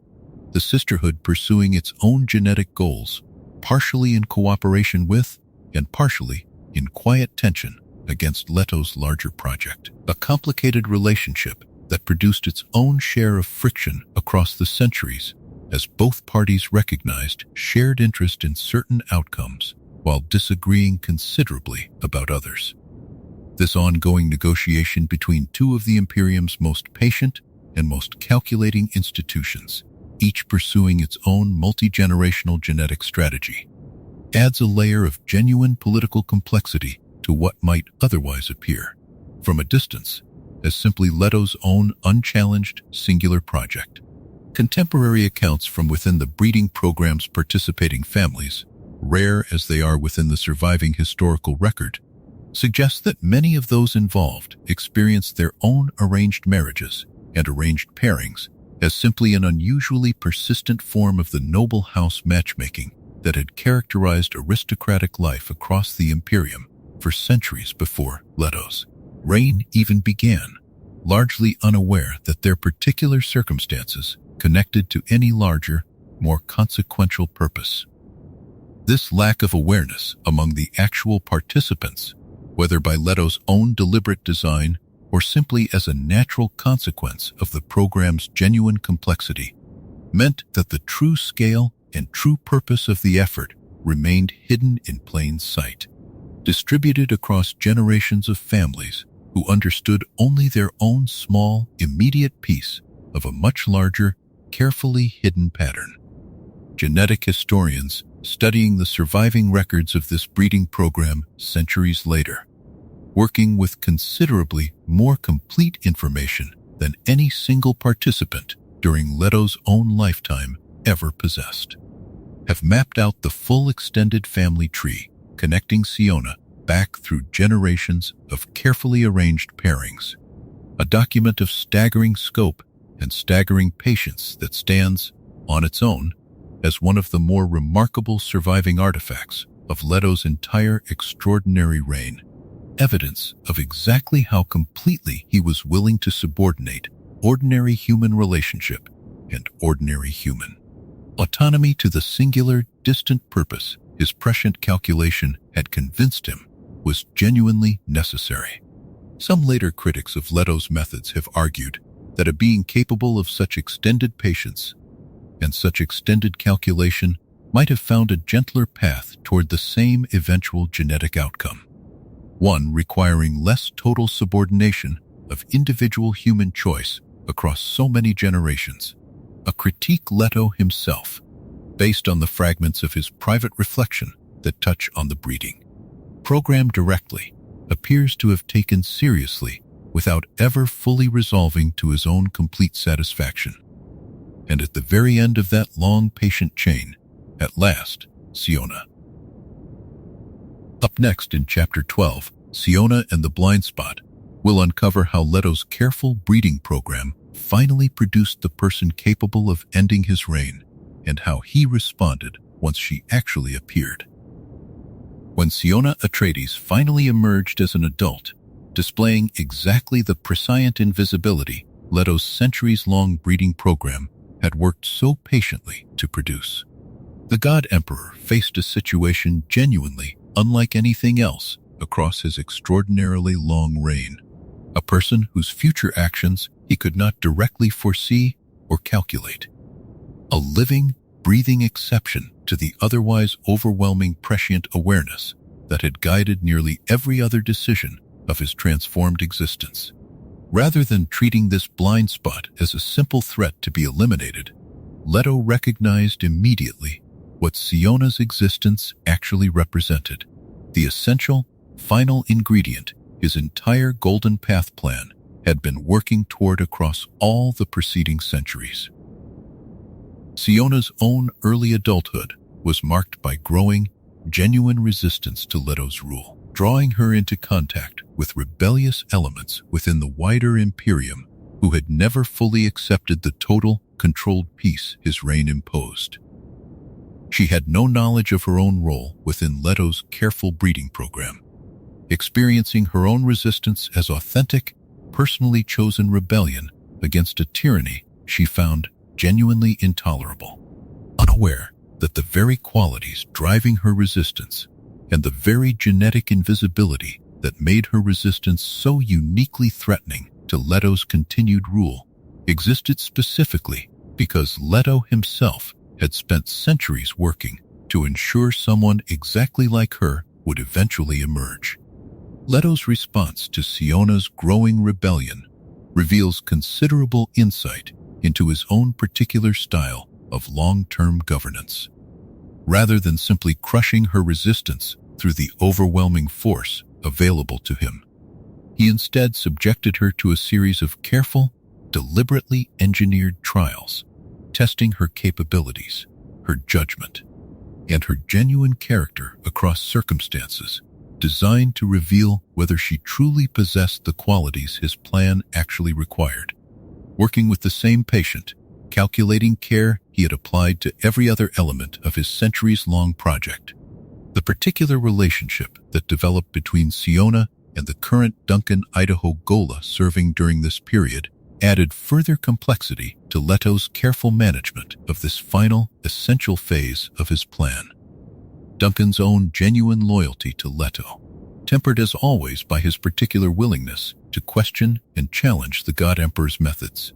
positioned him as a crucial bridge between Siona's authentic rebellion and Leto's own careful, distant orchestration of exactly how that rebellion needed to unfold in order to serve his ultimate purpose. Leto allowed Siona's rebellion to develop and to gather genuine momentum,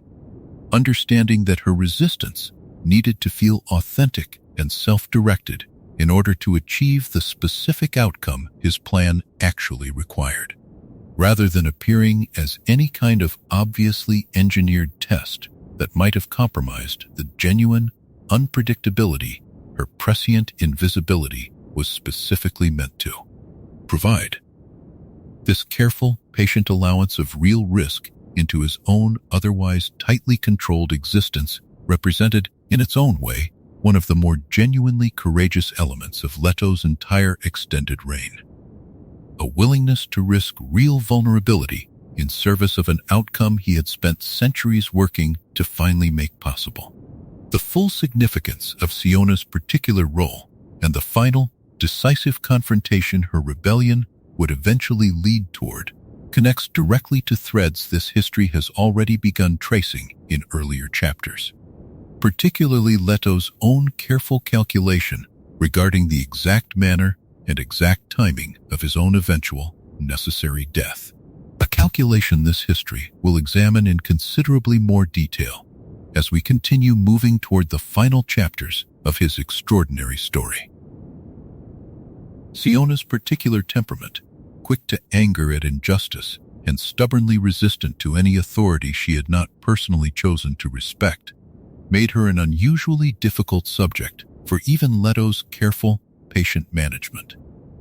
A fact that seems, based on the fragmentary record of his own reflections during this period, to have genuinely pleased him rather than concerned him.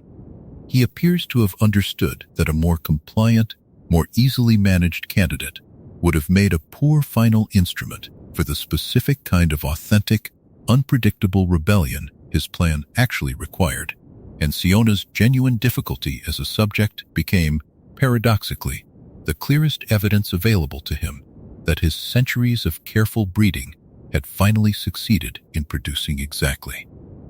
the character his plan needed.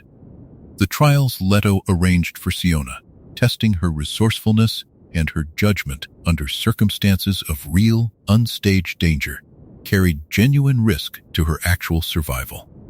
A risk Leto accepted with the same careful, calculated willingness to gamble real stakes that had characterized his own original decision to undergo his transformation in the first place. Some later accounts suggest he lost sleep, in whatever sense a being who no longer required ordinary rest could be said to lose sleep over the possibility that his own careful tests might result in her genuine, permanent death rather than the successful demonstration of capability his plan actually required. A private anxiety that reveals, once again, the genuine personal stake Leto maintained in outcomes his own prescient calculation could never fully guarantee in advance. The specific rebel factions Siona associated with during her years of active resistance operated largely unaware of her particular genetic significance, treating her simply as an unusually capable and unusually committed fellow conspirator, rather than the culmination of a centuries-long breeding program, orchestrated by the very authority they were all working to resist. This genuine ignorance among her own allies added an additional layer of authenticity to her rebellion, ensuring that her actions and her choices throughout this period reflected genuine conviction and genuine strategic judgment, rather than any awareness of the larger role Leto's own careful planning had assigned to her. Leto's own restraint in never directly revealing to Siona, throughout the years of her development and her rebellion, the true nature of her genetic inheritance or the true purpose behind the trials he arranged for her, required considerable discipline from a being otherwise inclined toward total, comprehensive control over every aspect of his Imperium's functioning. This particular restraint, allowing her ignorance and her authentic rebellion to persist right up until his own final, dying revelation, reflects Leto's genuine understanding that the value of what she represented depended entirely on the authenticity of her own independent choice,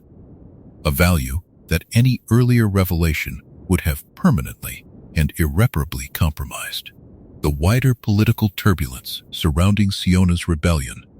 including the concern it generated among fish-speaker commanders unaccustomed to any genuine internal threat to Leto's absolute security, added considerable real pressure to a situation Leto himself was orchestrating with careful patience, forcing him to balance his own long-term calculation against the immediate,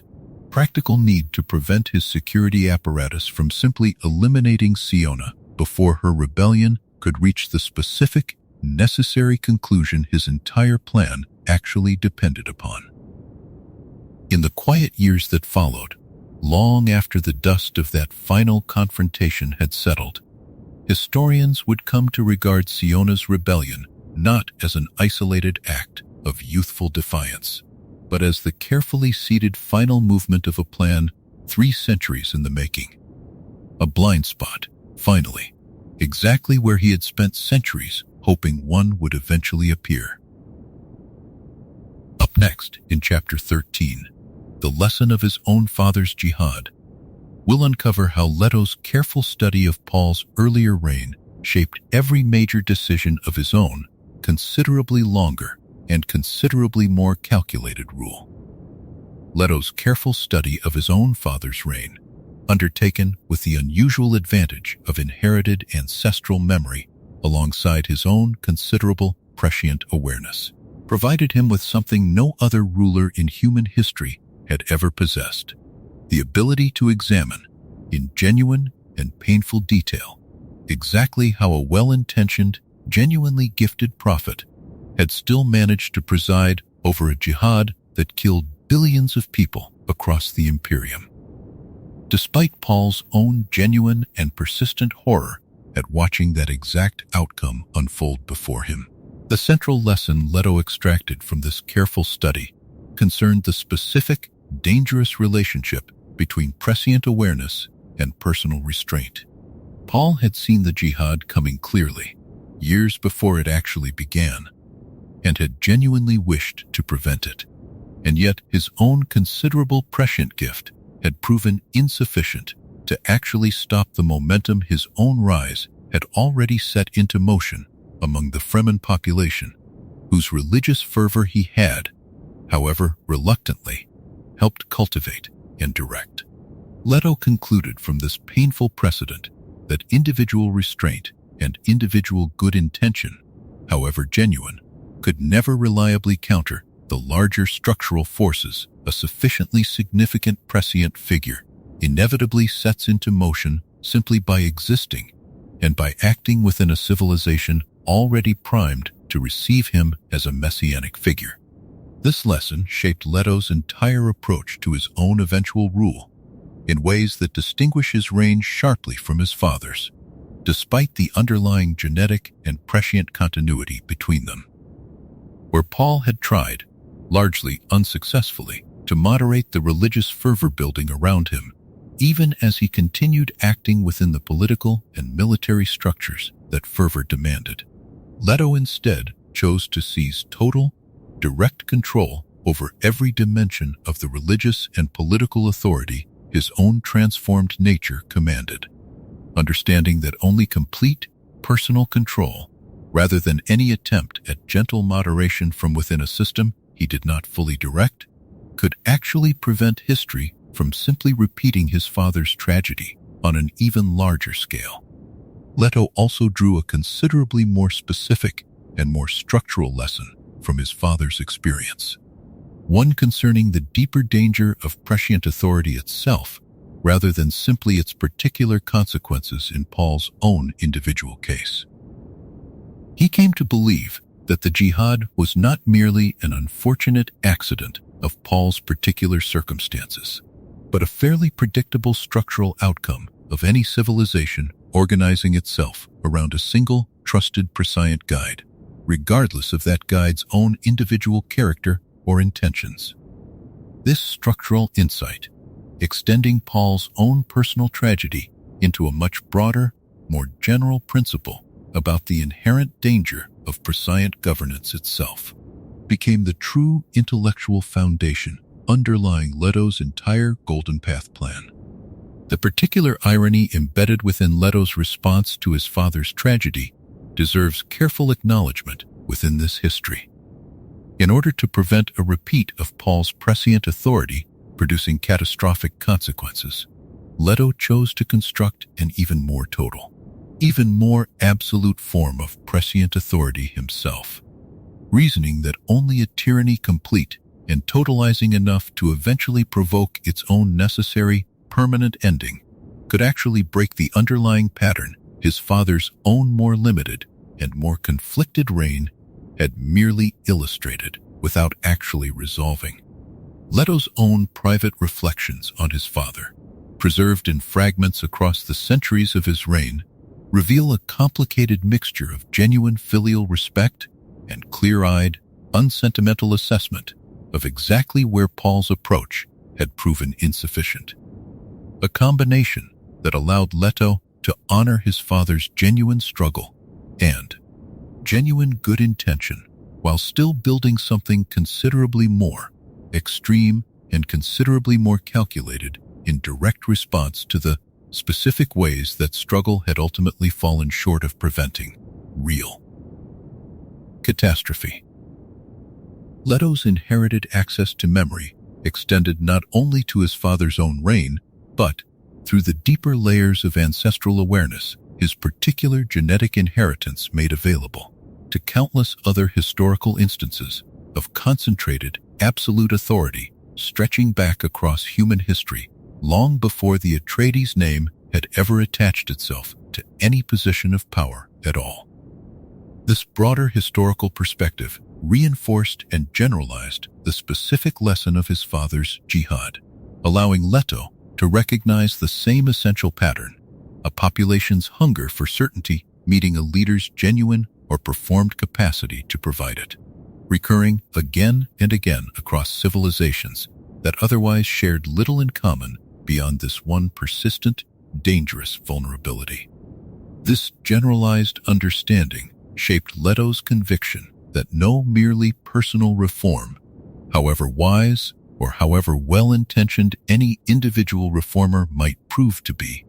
could ever adequately address a vulnerability this deeply embedded in the basic structure of how large human populations related to concentrated authority. The problem, as Leto came to understand it, was not a flaw in any particular leader's character, but a structural feature of prescient or quasi-prescient authority itself, meaning that any solution adequate to the actual scale of the danger needed to address the structure directly, rather than simply hoping for wiser, more restrained individuals to eventually occupy the same dangerous position his father, and later he himself, had come to hold. Leto's own recorded conversations with successive Duncan Idahos frequently returned to this comparison with his father's reign, using these exchanges as a way of testing and refining his own thinking against a companion whose original memories of Paul's own era gave him a genuinely useful, if sometimes uncomfortable, perspective on exactly how much Leto's own approach had diverged from his father's more conflicted, more personally reluctant style of rule. These conversations, preserved across multiple successive Duncans in remarkably consistent form, despite each participant's fresh, unaccumulated memory of having the discussion before, suggest a genuine, ongoing intellectual project on Leto's part, continuously testing and retesting his own core justification against the sharpest available internal critique his unique circumstances could provide him. The historical judgment later scholars would eventually render on this comparison between father and son remains, even now, genuinely contested, some arguing that Leto's more total, more absolute approach represented a genuine moral advance over Paul's more compromised, more conflicted reign, precisely because of its greater honesty about the scale of sacrifice actually required. Others arguing that Leto's approach simply substituted one form of totalizing control for another, however more thoroughly justified through careful, long-term calculation. This history does not attempt to fully settle this question, but offers it here as worth carrying forward into the chapters still ahead. Leto's careful study also extended to the specific mechanics of how his father's religious authority had spread and hardened into something Paul himself could no longer meaningfully moderate once it reached a certain critical threshold of popular devotion. A dynamic Leto worked deliberately to understand and account for in constructing his own considerably more controlled and more consciously managed religious apparatus, ensuring that his own cult of personality remained, unlike his father's, something he directed rather than something that eventually directed him. In this sense, Leto's entire extraordinary reign can be understood as an extended, deliberate response written in the form of a lived, 3,000-year argument against a single, painful chapter of his own father's history, the most thorough and most costly rebuttal any child has perhaps ever offered to a parent's unresolved mistake. A son, finally, answering his father's oldest and most painful unresolved question. Up next, in Chapter 14, Hiding Humanity from Itself, we'll uncover the deeper, stranger layer of Leto's plan, protecting the species not merely from outside threats, but from its own most dangerous inherited tendencies. Beyond the more obvious danger of a findable, predictable species vulnerable to some hypothetical outside threat, Leto's Golden Path plan carried a deeper, considerably stranger layer of purpose that this history has not yet fully examined, protecting humanity from its own persistent, recurring tendency to surrender genuine political and spiritual agency to exactly the kind of messianic, prescient authority his own father, and eventually Leto himself, had come to represent. Leto understood, through his own extended study of human history accessible via inherited ancestral memory, that this particular vulnerability, a deep, recurring hunger for a trusted prophet or absolute ruler capable of removing the burden of genuine uncertainty from ordinary human decision-making, represented a pattern humanity had displayed across countless prior civilizations, not merely within the specific context of his own family's rise to power. This recognition led Leto toward a genuinely paradoxical strategy that sits at the philosophical center of his entire extended reign. He understood that simply removing himself from power or refusing his own transformation and his own eventual absolute rule would not actually cure humanity of this deeper structural vulnerability to messianic authority. Some other figure, eventually, somewhere across the vast scattered reach of human civilization, would likely rise to fill the same essential role, offering the same seductive promise of certainty and guidance that had drawn the Fremen toward his father, and that continued drawing his own subjects toward him across the centuries of his reign. Leto's actual solution required something considerably more drastic than simple refusal or simple restraint. He needed to give humanity such an overwhelming, exhausting, and ultimately unbearable experience of total prescient authority that the species would develop. Across the necessary span of centuries, his own extended reign provided a genuine, deeply rooted cultural memory of exactly why this kind of total surrender to a single guiding authority ultimately proved so costly and so dangerous, regardless of how wise or how well-intentioned that authority might individually prove to be. This is the deeper sense in which Leto was hiding humanity from itself rather than simply from some external threat.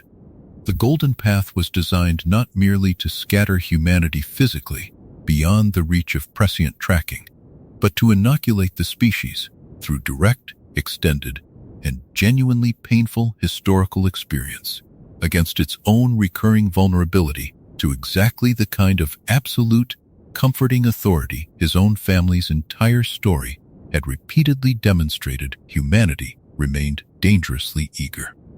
to embrace whenever a sufficiently convincing figure happened to offer it. The Museum Fremen, a topic this history will examine more fully in a later chapter, offer one of the clearest and most deliberately constructed illustrations of this particular strategy. Leto maintaining a carefully preserved, deliberately artificial version of traditional Fremen culture specifically to demonstrate, through direct and visible contrast, exactly what genuine cultural vitality looks like when it withers under total, comfortable, externally imposed control. A living lesson embedded directly into the fabric of his own Imperium for anyone perceptive enough to actually study it and draw the intended conclusion. Leto's own considerable loneliness, a topic this history will examine at greater length in a subsequent chapter, connects directly to this deeper purpose as well, since his willingness to personally embody and personally suffer through the full, extended experience of absolute prescient authority, rather than simply theorizing about its dangers from a safer, more comfortable distance, gave his eventual lesson a weight and an authenticity that no purely theoretical warning could ever have achieved on its own. The particular pedagogical logic underlying Leto's approach, teaching an entire civilization a difficult lesson through extended, direct experience rather than through any more conventional method of instruction or persuasion, reflects his own deep skepticism, informed by centuries of accumulated ancestral memory regarding the actual effectiveness of purely theoretical warning in changing genuine human behavior across generations. He appears to have concluded, based on countless historical precedents accessible to him, that populations rarely internalize warnings about the dangers of concentrated authority until they have personally lived through the genuine, sustained experience of such authority's real costs. A conclusion that shaped his willingness to impose those costs directly and completely, rather than attempting any gentler, more theoretical form of civilizational education. This pedagogical strategy carried its own genuine risk that Leto himself seems to have weighed carefully across the centuries of his reign. The possibility that his lesson, however carefully constructed, might simply fail. That humanity might emerge from his extended tyranny, having learned nothing beyond simple relief at its ending, without absorbing the deeper structural lesson his entire extraordinary sacrifice was actually designed to teach them. That this risk never fully resolved itself during his own lifetime, remaining genuinely uncertain even in his final recorded reflections before his death, adds a further layer of authentic uncertainty to a plan otherwise characterized by almost total prescient confidence. This strategy of teaching through extended, direct experience, rather than through theoretical instruction, also shaped Leto's approach to religious doctrine across his reign,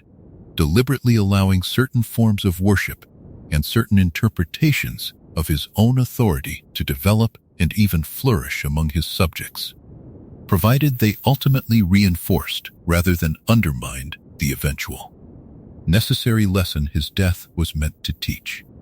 He tolerated, and in some documented cases quietly encouraged, religious traditions that emphasized the eventual coming of a time after the God Emperor, planting seeds of anticipation that would later prove essential to how smoothly, or at least how comprehensibly, the wider population absorbed the shock of his eventual actual death when it finally arrived. The specific balance Leto maintained between total religious authority and deliberate, calculated permissiveness towards certain forms of eschatological belief represents one of the more subtle administrative achievements of his reign, allowing him to direct his subjects' faith toward outcomes serving his larger purpose without ever appearing to compromise the total absolute nature of his own claimed divine authority during his actual lifetime. This entire strategy rested on a fundamental bet about human nature that Leto's own extended inherited memory gave him unusual confidence in making, that populations subjected to sufficiently total and sufficiently sustained control would, eventually, develop a lasting cultural memory of resistance to it, rather than simply adapting permanently to their constrained circumstances the way some species adapt to captivity across enough generations. Whether this particular bet actually paid off as thoroughly as Leto hoped remains, even in the scattered aftermath of his death, a genuinely open question this history's final chapters will continue to weigh. Later religious movements that emerged after Leto's death, some explicitly rejecting any form of centralized prophetic authority as a direct lesson learned from his reign, others surprisingly continuing to venerate his memory as a genuine, if terrible, savior figure, together illustrate the genuinely mixed, genuinely unresolved legacy his careful strategy of hiding humanity from itself actually produced across the scattered generations that followed him. A lesson taught the only way Leto believed it could ever truly be learned, slowly, completely, and at enormous personal cost. Up next in Chapter 15, The Museum Fremen and the Death of a Culture, we'll uncover how Leto's careful preservation of traditional Fremen life became, under his own controlling influence, something closer to a performance than a genuinely living culture. The Museum Fremen represented one of the more deliberately calculated and, in genuinely human terms, more troubling elements of Leto's entire long-term strategy, a carefully preserved population maintained on Arrakis specifically to continue practicing traditional Fremen customs, desert survival techniques, and religious observances, all under conditions Leto himself controlled so completely that the resulting culture, however outwardly faithful to older Fremen tradition, had become something closer to a carefully maintained performance than the genuinely living, adaptive culture the original desert people had once actually practiced out of authentic necessity. The original Fremen culture Paul had once joined and eventually led into holy war had developed its particular customs, its still suits, and its water discipline, and its careful, patient relationship with the great sandworms, out of genuine, urgent survival necessity. A culture shaped directly by the harsh demands of an actual, uncontrolled desert environment. Leto's own centuries of deliberate terraforming had already begun transforming Arrakis into something considerably wetter and greener, gradually removing the genuine environmental pressures that had originally produced authentic Fremen culture in the first place. The Museum Fremen existed specifically to preserve the outward forms of that older culture, even as its underlying environmental necessity steadily disappeared beneath Leto's own deliberate policy. This preservation, without genuine necessity, produced exactly the kind of hollow, performative culture Leto himself seemed to intend as a deliberate lesson. Though the actual human cost borne by the museum Fremen themselves, living out lives structured around customs that no longer served any authentic practical purpose, represented genuine and considerable suffering that this history should not minimize simply because it served Leto's own larger philosophical purpose. Individual museum Fremen, across the generations this arrangement continued, experienced their own carefully preserved traditions with a growing, difficult awareness that they were living inside something closer to a demonstration than an authentic, self-directed culture. An awareness that shaped their own complicated relationship with both their ancestors' genuine desert heritage and Leto's own distant, controlling authority. Leto's own justification for maintaining this arrangement, preserved in fragments across his private reflections,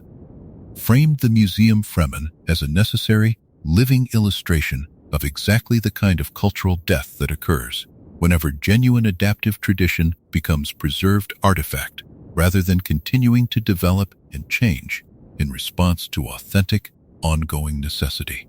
He intended future generations, studying the eventual historical record of his reign, to understand through this direct example exactly what was lost whenever a culture's genuine vitality became subordinated to external preservation and external control. However well-intentioned that preserving authority might present itself as being, the parallel Leto drew, implicitly if not always explicitly, between the museum Fremen's hollowed-out traditional culture and the wider Imperium's own hollowed-out political agency under his Great Peace, deserves careful attention, since both represented, in Leto's own careful thinking, examples of the same underlying danger, authentic human vitality and authentic human adaptation becoming steadily replaced by comfortable, externally maintained stability that looked, on its surface, remarkably similar to the genuine thing it had actually replaced. Historians and Bene Gesserit scholars studying this period afterward have continued to debate whether Leto's deliberate cultivation of the museum Fremen as a teaching example justified the genuine human cost it imposed on the actual people living within that carefully preserved, hollowed-out tradition. A debate this history does not attempt to fully resolve, but one worth carrying forward as we continue examining the deeper, more troubling dimensions of Leto's extraordinarily long and extraordinarily calculated reign. Specific customs preserved within the museum Fremen settlements, including elaborate water discipline ceremonies conducted in a landscape where water scarcity no longer posed the genuine, lethal threat it once had, and careful, ritualized worm-riding demonstrations performed for visiting dignitaries rather than for any actual practical necessity, illustrate with particular clarity exactly the kind of hollowing out Leto's arrangement produced. Younger museum Fremen, born generations after Arrakis's environment had already begun its deliberate transformation, grew up practicing survival techniques their own daily lives no longer genuinely required, developing a complicated relationship with traditions that felt, to many of them, simultaneously essential to their identity and strangely disconnected from any authentic, lived necessity.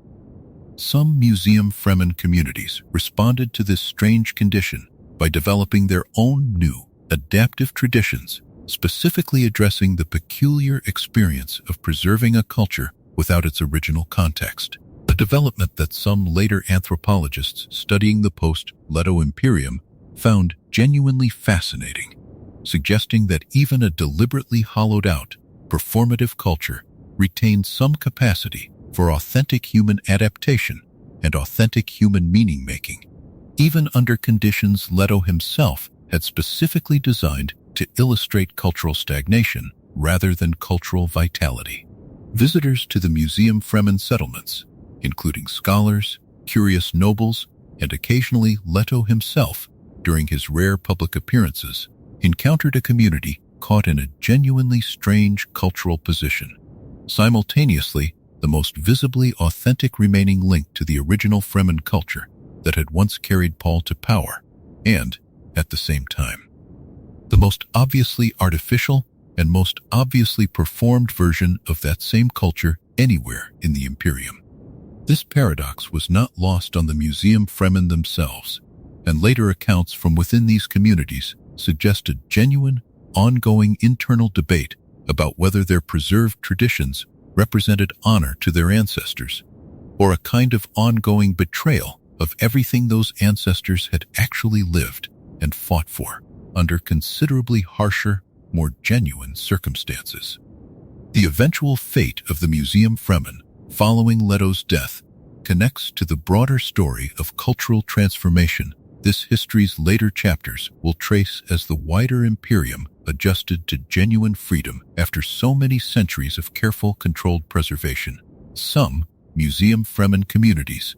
finding new, authentic purpose in the post-Leto world. Others struggling considerably longer to rediscover a version of their heritage not defined primarily by its careful, deliberate performance for outside observers and for the God Emperor's own instructive purposes. Leto himself apparently visited these settlements more frequently than any other single location within his vast Imperium during the middle centuries of his reign. Drawn back repeatedly to a community that offered him, however hollowed out and however deliberately constructed, the closest remaining approximation of the desert culture that had once given his own father genuine refuge and genuine belonging. A strange, complicated comfort for a being who understood better than anyone the essential artificiality of what he kept returning to witness. Whatever final judgment history eventually rendered on the Museum Fremen arrangement, it remains one of the clearest and most deliberately visible pieces of evidence available to us of exactly how far Leto was willing to go in constructing physical, lived lessons out of the raw material of actual human lives. A living lesson, carried quietly forward across generations who never fully chose it for themselves. Up next in Chapter 16, Loneliness as a Weapon Against Extinction, we'll uncover how Leto's own total, chosen isolation became, in his own careful calculation, an essential tool in his fight to save the wider human species. Leto's total, chosen isolation, the permanent severing of touch, of partnership, of nearly every ordinary human connection his transformation had cost him, functioned within his own careful long-term calculation as something considerably more purposeful than simple, unfortunate side effect. He came to understand his own loneliness as a necessary, active component of his larger strategy, a demonstration, sustained personally and completely across centuries,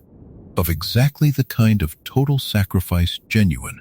lasting change actually required, one no comfortable, partially committed reformer could ever have credibly offered in his place. The particular logic underlying this understanding rested on Leto's own careful observation of every previous attempt at large-scale civilizational reform he could access through inherited ancestral memory. Reformers who retained genuine personal comfort, genuine personal relationship, and genuine personal stake in the existing order they claimed to want to change had, across countless prior examples, eventually compromised their own stated principles whenever the personal cost of maintaining them grew sufficiently high. Leto's own total isolation removed this particular vulnerability from his own case entirely, since he possessed, by the very nature of his chosen transformation, nothing left to personally protect or personally compromise for beyond the plan itself. This calculated use of his own loneliness extended into the symbolic and religious dimension of his rule as well. A ruler who had sacrificed literally everything ordinary human comfort could offer, in service of a plan whose benefits his own subjects, would not fully realize until long after his own eventual death, commanded a particular kind of authority that no more conventionally comfortable ruler could ever have credibly claimed. Leto's visible, permanent isolation became, in this sense, a form of ongoing proof, continuously demonstrated across centuries, of the genuine seriousness and the genuine selflessness underlying his otherwise difficult to fully justify tyranny. Yet this calculated, purposeful framing should not obscure the genuine, considerable personal cost Leto actually bore across his extraordinarily long isolation. Fragments of his own private reflections, preserved by the small handful of attendants and companions, granted genuine closeness to him across the centuries, reveal moments of what can only be described as authentic, unmanaged grief. A being who understood perfectly well the strategic value of his own loneliness, and who nonetheless continued to genuinely suffer from it in ways his careful calculation could explain, but never actually eliminate or soften. Leto's relationships with the successive Duncan Idahos and with Siona during the final years of his reign offer this history its clearest evidence of exactly how much Leto still privately craved some remaining trace of genuine connection. However limited and however carefully managed that connection needed to remain, given his transformed, largely untouchable existence. These relationships, however constrained, mattered enormously to him. Small, precious exceptions to an otherwise total isolation he had chosen deliberately and irreversibly, and that he nonetheless continued experiencing across every one of his 3,500 years as a genuine and considerable personal cost. The particular wisdom Leto extracted from his own sustained loneliness and eventually shared in fragments with those closest to him during his final years, centered on the idea that meaningful sacrifice requires genuine, sustained cost rather than comfortable, symbolic gesture. A lesson he believed the wider human species needed to witness, demonstrated completely and personally rather than simply explained theoretically, if they were ever going to genuinely internalize the deeper danger his entire extraordinary reign was ultimately trying to teach them. The specific practices Leto developed to manage his own extended isolation across the centuries offer this history a rare, intimate glimpse into how a being with no genuine precedent for his particular circumstance nonetheless found ways to structure an existence that might otherwise have simply collapsed under its own accumulated weight. He maintained detailed private records across the centuries, some preserved and later studied extensively, others apparently destroyed at his own direction. A practice that seems to have served him as a kind of ongoing conversation with himself across time, a way of maintaining continuity of purpose and continuity of identity even as everything around him, including successive generations of subjects who knew him only as an unchanging fact of their world, continued shifting and changing. Leto's relationship with music and with certain preserved forms of art from his own family's earlier history offers another small window into how he managed his isolation. Several accounts suggesting he maintained particular attachment to specific pieces and specific objects connected to his father's and grandmother's era. Artifacts that seem to have provided him some continued, if entirely one-directional, connection to the ordinary human emotional experience his own transformed existence had otherwise placed permanently beyond his direct reach. The particular quality of grief Leto experienced across his centuries of isolation differed in important ways from ordinary human grief, since he was not simply mourning a single loss, but living continuously alongside a permanent, unchanging absence that never had the opportunity to fade or transform the way ordinary grief gradually does across the shorter span of an ordinary human life. This meant Leto's isolation functioned less like a wound slowly healing and more like a constant, steady condition he needed to actively manage across every single day of his 3,500 years, developing, out of sheer necessity, psychological resources and psychological disciplines that no ordinary human experience of loneliness, however severe, could ever have prepared him to develop on its own. Several of the more philosophically minded Duncan Idahos across the centuries engaged Leto directly on this specific dimension of his suffering, and their recorded exchanges suggest that Leto himself viewed his own sustained capacity to bear this particular, unending loneliness as perhaps the single clearest piece of evidence available to him that his transformation had genuinely succeeded in, producing something capable of the sustained, multi-generational sacrifice his larger plan actually required. A grim but genuine source of confidence in an otherwise deeply isolating existence. It is worth remembering, in closing this particular chapter, that Leto chose this isolation freely, understanding its full cost before he ever began his physical transformation. A fact that distinguishes his suffering from ordinary misfortune and gives it instead the particular, deliberate weight of genuine sacrifice, offered knowingly and renewed, in some sense, every single day across 3,500 years of continued, unbroken choice. Consider how rarely, across the whole of recorded human history, any single individual has been asked to sustain a chosen suffering for a purpose whose full benefit they would never personally witness. And consider further how rarely, when such individuals have existed, they have sustained that choice not for years or even decades, but across a span of time longer than most civilizations managed to survive at all. And so his loneliness became, in the end, exactly what he intended it to be: proof, carried silently across centuries, that this particular sacrifice had truly been paid in full. A private grief carried quietly and never once fully set down. Up next in Chapter 17, The Bridge in the Water, we'll uncover the final, carefully orchestrated events that finally brought Leto's 3,500-year reign to its calculated, necessary conclusion.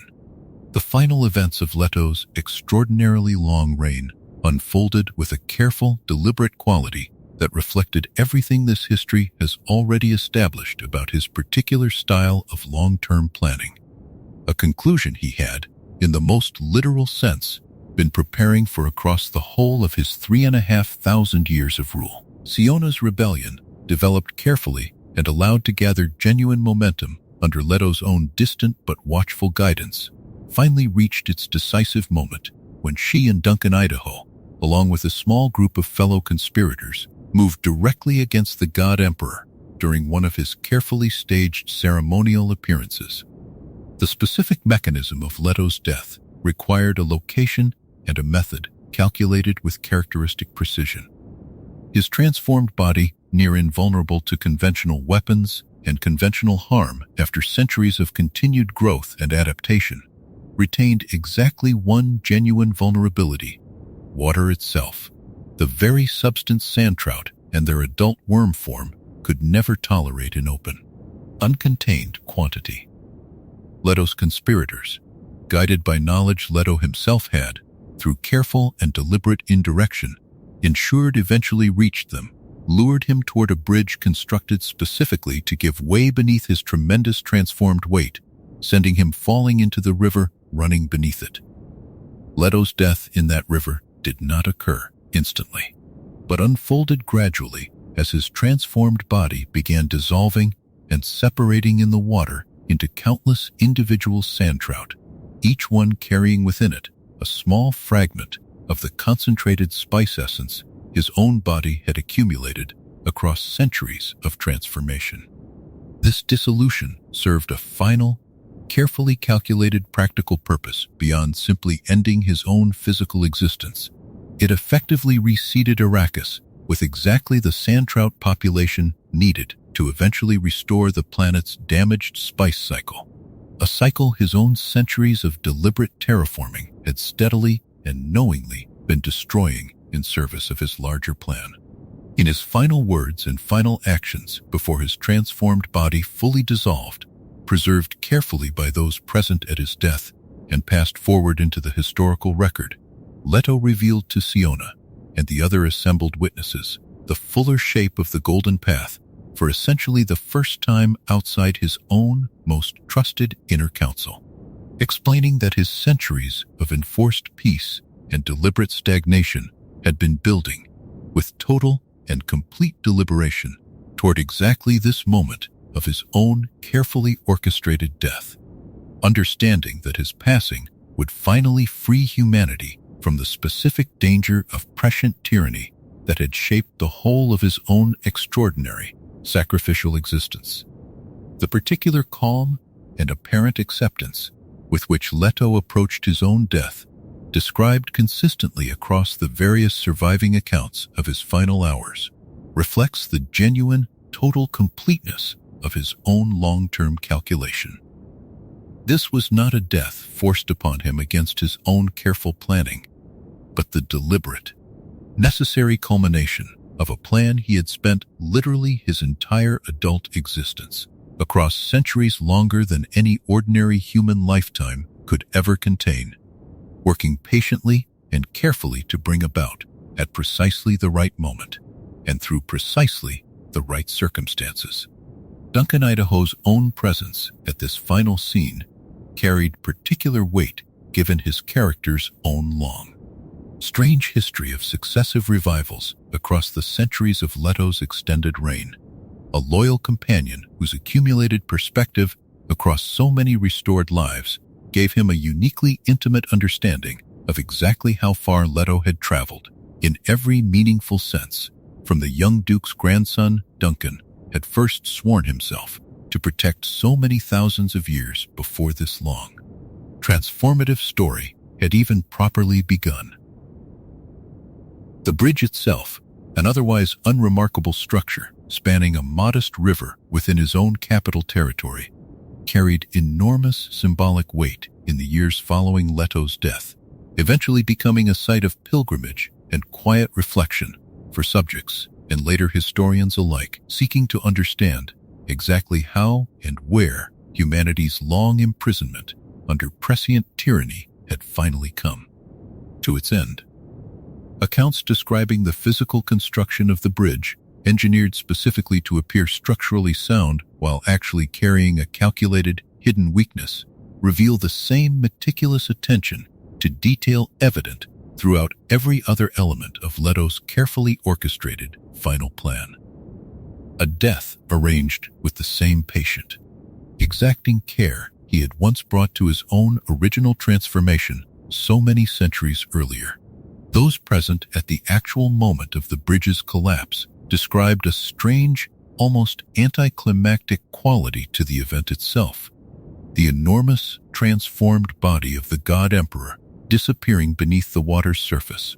with far less immediate drama than 3,500 years of accumulated myth and religious reverence might have led observers to expect. The true significance of the moment only becoming fully apparent in the hours and days that followed, as his body's gradual dissolution into countless sand trout became visible, and as the wider political and religious implications of his death began rippling outward across an Imperium that had never, in living memory, needed to imagine a world without him. News of the God Emperor's death spread across the Imperium with a speed and an intensity that matched the magnitude of the shock it generated. Populations who had lived their entire lives, and whose parents and grandparents had lived their entire lives, under the assumption of Leto's permanent, unchallengeable presence, forced overnight to confront a genuinely open and genuinely uncertain future. For the first time in longer than anyone still living could actually remember experiencing. The initial reaction across most of the Imperium combined genuine shock with a slower, more gradual dawning recognition that something fundamental had permanently changed. a recognition that took considerably longer to fully process than the news itself had taken to spread. Fish speaker units stationed across the Imperium's countless worlds faced their own immediate crisis of purpose in the hours and days following confirmation of Leto's death. An organization built entirely around devoted service to a single, permanent figure of authority suddenly required to determine, largely without any clear guidance, exactly what their continued role and continued purpose should actually become, now that the figure their entire institutional identity had been organized around no longer existed to direct them. The Bene Gesserit Sisterhood, notified through their own extensive intelligence network within hours of the confirmed death, moved with characteristic speed to begin assessing the practical implications for their own long-term position, dispatching senior sisters toward the capital to gather first-hand information even as their own archives began the urgent work of consulting centuries of contingency planning prepared in various forms against exactly this eventuality across the whole of Leto's improbably long reign. The particular grief felt by those closest to Leto in the immediate aftermath of his death, however long they had known this ending was coming, and however thoroughly he had prepared them for it, proved considerably harder to bear in the actual moment than any of them had fully anticipated. A reminder that even a death planned and calculated across centuries still carries, for those who genuinely loved the person choosing it, all the raw and unmanageable weight of any other genuine loss. The river itself flowed on afterward exactly as it always had, indifferent to the enormous, quiet ending it had just witnessed, carrying the last of him gently downstream toward whatever came next. Up next, in Chapter 18, what he told Siona before the end, we'll uncover the specific final words and final revelations Leto shared in the last moments of his extraordinary 3,000-year reign. In his final conversation with Siona, delivered as his transformed body continued its slow dissolution in the water that finally claimed him, Leto offered the fullest and most direct explanation of his entire life's purpose that he had shared with anyone across the whole of his 3,500-year reign. He explained to her, with the same careful, patient precision that had characterized every other element of his extraordinary plan, exactly why her particular genetic gift of prescient invisibility had proven so essential, and exactly what her rebellion, however genuinely and independently chosen on her own part, had actually accomplished on a scale she herself had not previously understood. Leto told her, in substance if not in exact preserved wording across the various historical accounts, that her invisibility to prescient sight represented humanity's genuine, permanent escape from the specific danger of total predictability that had justified his entire centuries-long tyranny in the first place. Her existence, and the existence of others like her, who would follow from the same careful breeding effort, meant that no future prescient tyrant, however powerful or however well-intentioned, could ever again achieve the kind of totalizing control over human destiny that both Leto and, in his own more limited and more conflicted way, his father Paul before him had once wielded. He explained further that his own death needed to happen exactly as it did, orchestrated carefully through her own genuinely independent rebellion rather than through any more direct or more obviously engineered method, because only a death that felt authentically earned through genuine human agency and genuine human resistance could properly close the chapter of prescient authority his own life had come to represent. A death arranged too visibly through his own continued manipulation would have undermined the very lesson about genuine human freedom his entire sacrifice was ultimately meant to teach. Leto's final words also addressed, according to the most carefully preserved accounts, the particular grief and particular loneliness that had shaped his entire extended existence, offering Siona and the other witnesses present a rare direct glimpse into the genuine personal cost underlying everything his careful, calculated reign had accomplished. He did not present his death as simple triumph or simple relief, but as the necessary completion of a sacrifice he had accepted fully and knowingly from the very beginning of his transformation, centuries before Siona herself had even been born into the careful genetic lineage that would eventually make her existence, and his own necessary ending finally possible. The specific guidance Leto offered regarding what should follow his death proved considerably more limited than the full explanation of his purpose, reflecting his own genuine understanding that the particular shape of humanity's future after his passing needed to emerge from authentic human choice rather than from any further prescient guidance he might otherwise have been tempted to provide. Even in his final moments, he offered principles and warnings rather than detailed instruction, trusting the scattered, newly freed human civilization that would follow him to find its own way forward without the kind of total guidance his own extraordinarily long reign had, by careful design, spent centuries teaching them to eventually live without.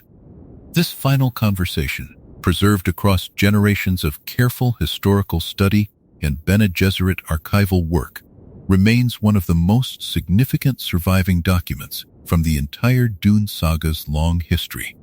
offering readers and listeners alike a rare, direct window into the genuine reasoning, genuine grief, and genuine hope underlying one of the most extraordinary and most carefully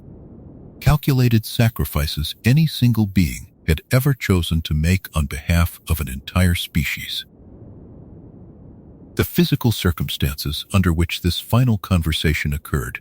Leto's voice reportedly growing steadily fainter as his transformed body continued dissolving around him, lent the exchange a particular urgency and a particular intimacy that later accounts, however carefully preserved, likely struggle to fully convey. Witnesses described Siona kneeling close to what remained of his face throughout the exchange, an image later Bene Gesserit and fish speaker traditions alike would return to repeatedly in their own respective retellings of this pivotal moment. Each tradition emphasizing slightly different aspects of what was actually said and what it ultimately meant for the different institutions trying to make sense of a future none of them had ever needed to plan for. Duncan Idaho's own contribution to this final conversation, though less extensively documented than Leto's direct address to Siona, apparently included a final, direct question about whether Leto himself believed the entire extraordinary sacrifice had genuinely been worth its staggering cost. A question Leto reportedly answered not with the confident certainty that had characterized so much of his recorded reasoning across the centuries, but with a more genuinely uncertain, more genuinely human admission that he would not fully know the answer himself until he could observe what humanity actually chose to do with the freedom his death was, in that very moment, finally making possible. Later theological and philosophical traditions that emerged in the centuries following Leto's death drew extensively on the various preserved accounts of this final conversation, each tradition emphasizing different elements according to its own particular interpretive lens. Some focusing primarily on Leto's explanation of the Golden Path's practical mechanics, others focusing more on the personal, emotional dimensions of his final admissions of grief and genuine uncertainty. This divergence in later interpretation, rather than undermining the conversation's historical significance, arguably confirms it, since only a genuinely rich and genuinely multidimensional final statement could have generated such varied and such persistent scholarly and religious attention across the many centuries following its original utterance. Siona's own later reflections on this final exchange, recorded across the years of her subsequent life following Leto's death, suggest she carried the full weight of what she learned in that moment with considerable and lasting gravity, understanding herself thereafter not simply as the person who had caused the God Emperor's death, but as the person he had spent literally centuries of careful, patient work preparing to eventually make that death both possible and necessary. The particular tenderness present in Leto's final exchange with Siona,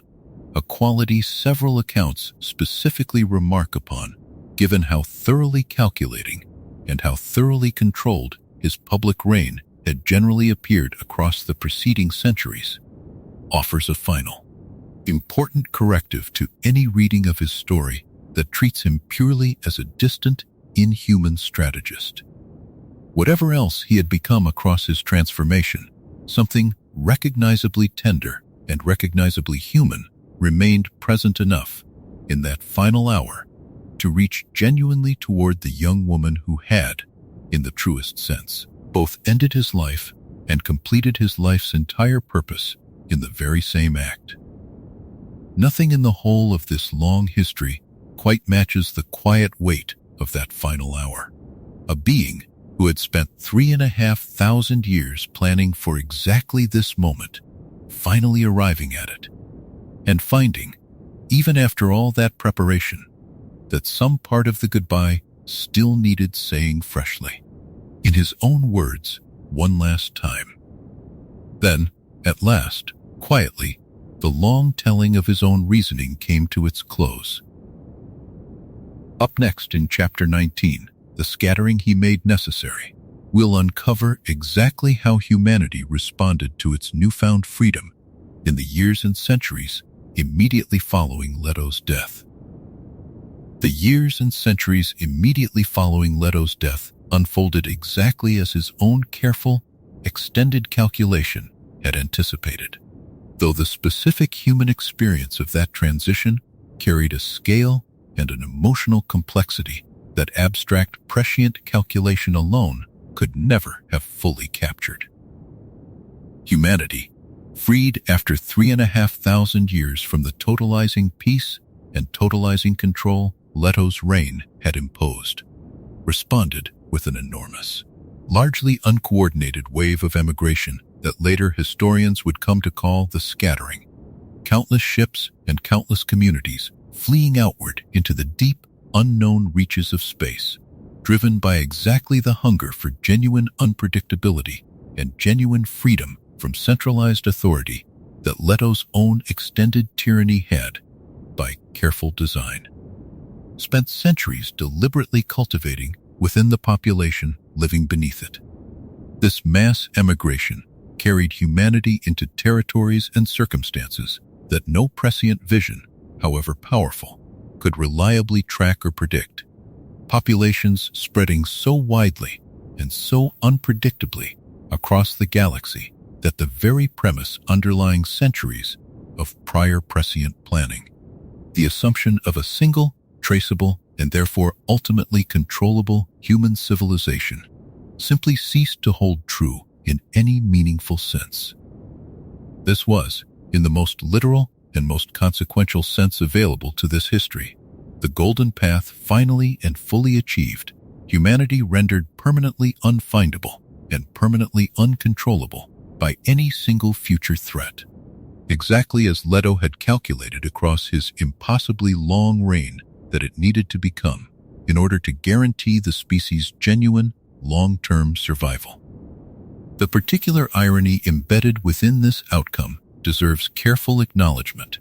The very peace and stability Leto's reign had imposed, so thoroughly resented by the generations who lived directly under its considerable weight, ultimately produced exactly the kind of overwhelming, pent-up desire for freedom that made the scattering's massive scale possible in the first place. Populations who had spent generations under careful, controlled stability proved, once that control was finally and permanently removed, remarkably willing to embrace considerable personal risk and considerable uncertainty in pursuit of the genuine unpredictability Leto's own careful, extended tyranny had specifically cultivated the desire for. Siona's own role in the immediate aftermath of Leto's death extended beyond simply having enabled his final, necessary ending. Her genetic invisibility to prescient sight, now understood to be shared and passed forward through her own descendants and through others produced by the same careful breeding program Leto had maintained across centuries, became the essential biological foundation ensuring that the scattering, once begun, could never again be reversed or controlled by any future prescient authority, however powerful that authority might eventually prove to be. The wider Bene Gesserit sisterhood, along with the Spacing Guild and various other institutions that had spent centuries operating carefully within the boundaries of Leto's absolute rule, faced genuine and immediate uncertainty in the years following his death, forced to reckon with a civilization suddenly, genuinely without any single central authority commanding automatic, unquestioned obedience for the first time in longer than living memory could readily recall. This uncertain, difficult transition and the long, largely undocumented silence of the scattering years that followed connects directly to threads this history has already begun tracing in its earlier examination of Dune's complete six-novel history, and deserves recognition here as the direct, intended consequence of everything Leto had spent his extraordinary reign carefully working to achieve. The true, full success of the Golden Path would not become fully apparent for centuries still to come, once the scattered, genuinely unpredictable human civilization Leto's death had made possible finally proved itself, through its own genuine and hard-won resilience, capable of surviving a threat that later chapters of this wider history would eventually reveal had been gathering all along. Somewhere out in the vast unknown territories the scattering had carried humanity into. Individual accounts from the earliest years of the scattering, preserved in fragments across various later archival efforts, describe an almost giddy, disorienting quality to the initial wave of departures, populations who had spent their entire lives under careful, predictable governance suddenly confronting choices and risks their fish-speaker-administered society had never required them to personally navigate. Some of these earliest scattered communities apparently struggled considerably with this sudden absence of centralized guidance, a difficulty that later, more successful waves of emigration seem to have learned from and adapted around as word, however slow and unreliable across such vast distances, gradually filtered back regarding which approaches to independent, unguided settlement actually proved survivable and which did not. The Bene Gesserit sisterhood's own careful documentation efforts during this chaotic period, however incomplete by comparison to their meticulous records of more settled eras, represent one of history's few genuine attempts to track and understand the scattering's actual unfolding in something approaching real time. Their scattered observer network, providing later historians with what little coherent picture exists of a phenomenon that, by its very nature, actively resisted the kind of centralized documentation and centralized understanding that had characterized every previous era of the Imperium's recorded history. The specific institutions that had sustained Leto's great peace, the fish speakers, the carefully managed spice economy, the deliberately cultivated religious hierarchy, all faced their own gradual, uneven dissolution across these transitional decades, some transforming into new forms suited to the genuinely uncertain post-Leto world. Others simply fading as the populations they had once served scattered outward beyond any single institution's continued reach or continued relevance. This institutional dissolution proceeded unevenly across different regions of the former Imperium.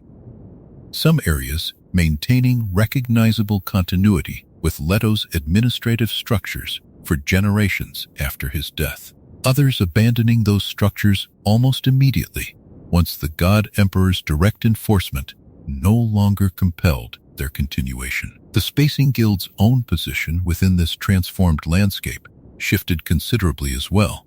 The scattering's genuinely unpredictable, widely dispersed pattern of human settlement placing new and unfamiliar demands on a guild whose entire prior operation had been organized around servicing a relatively coherent, centrally organized Imperium rather than a genuinely chaotic, ever-expanding frontier of independent human communities pursuing their own separate and largely uncoordinated destinies across the vast, unmapped reaches of space.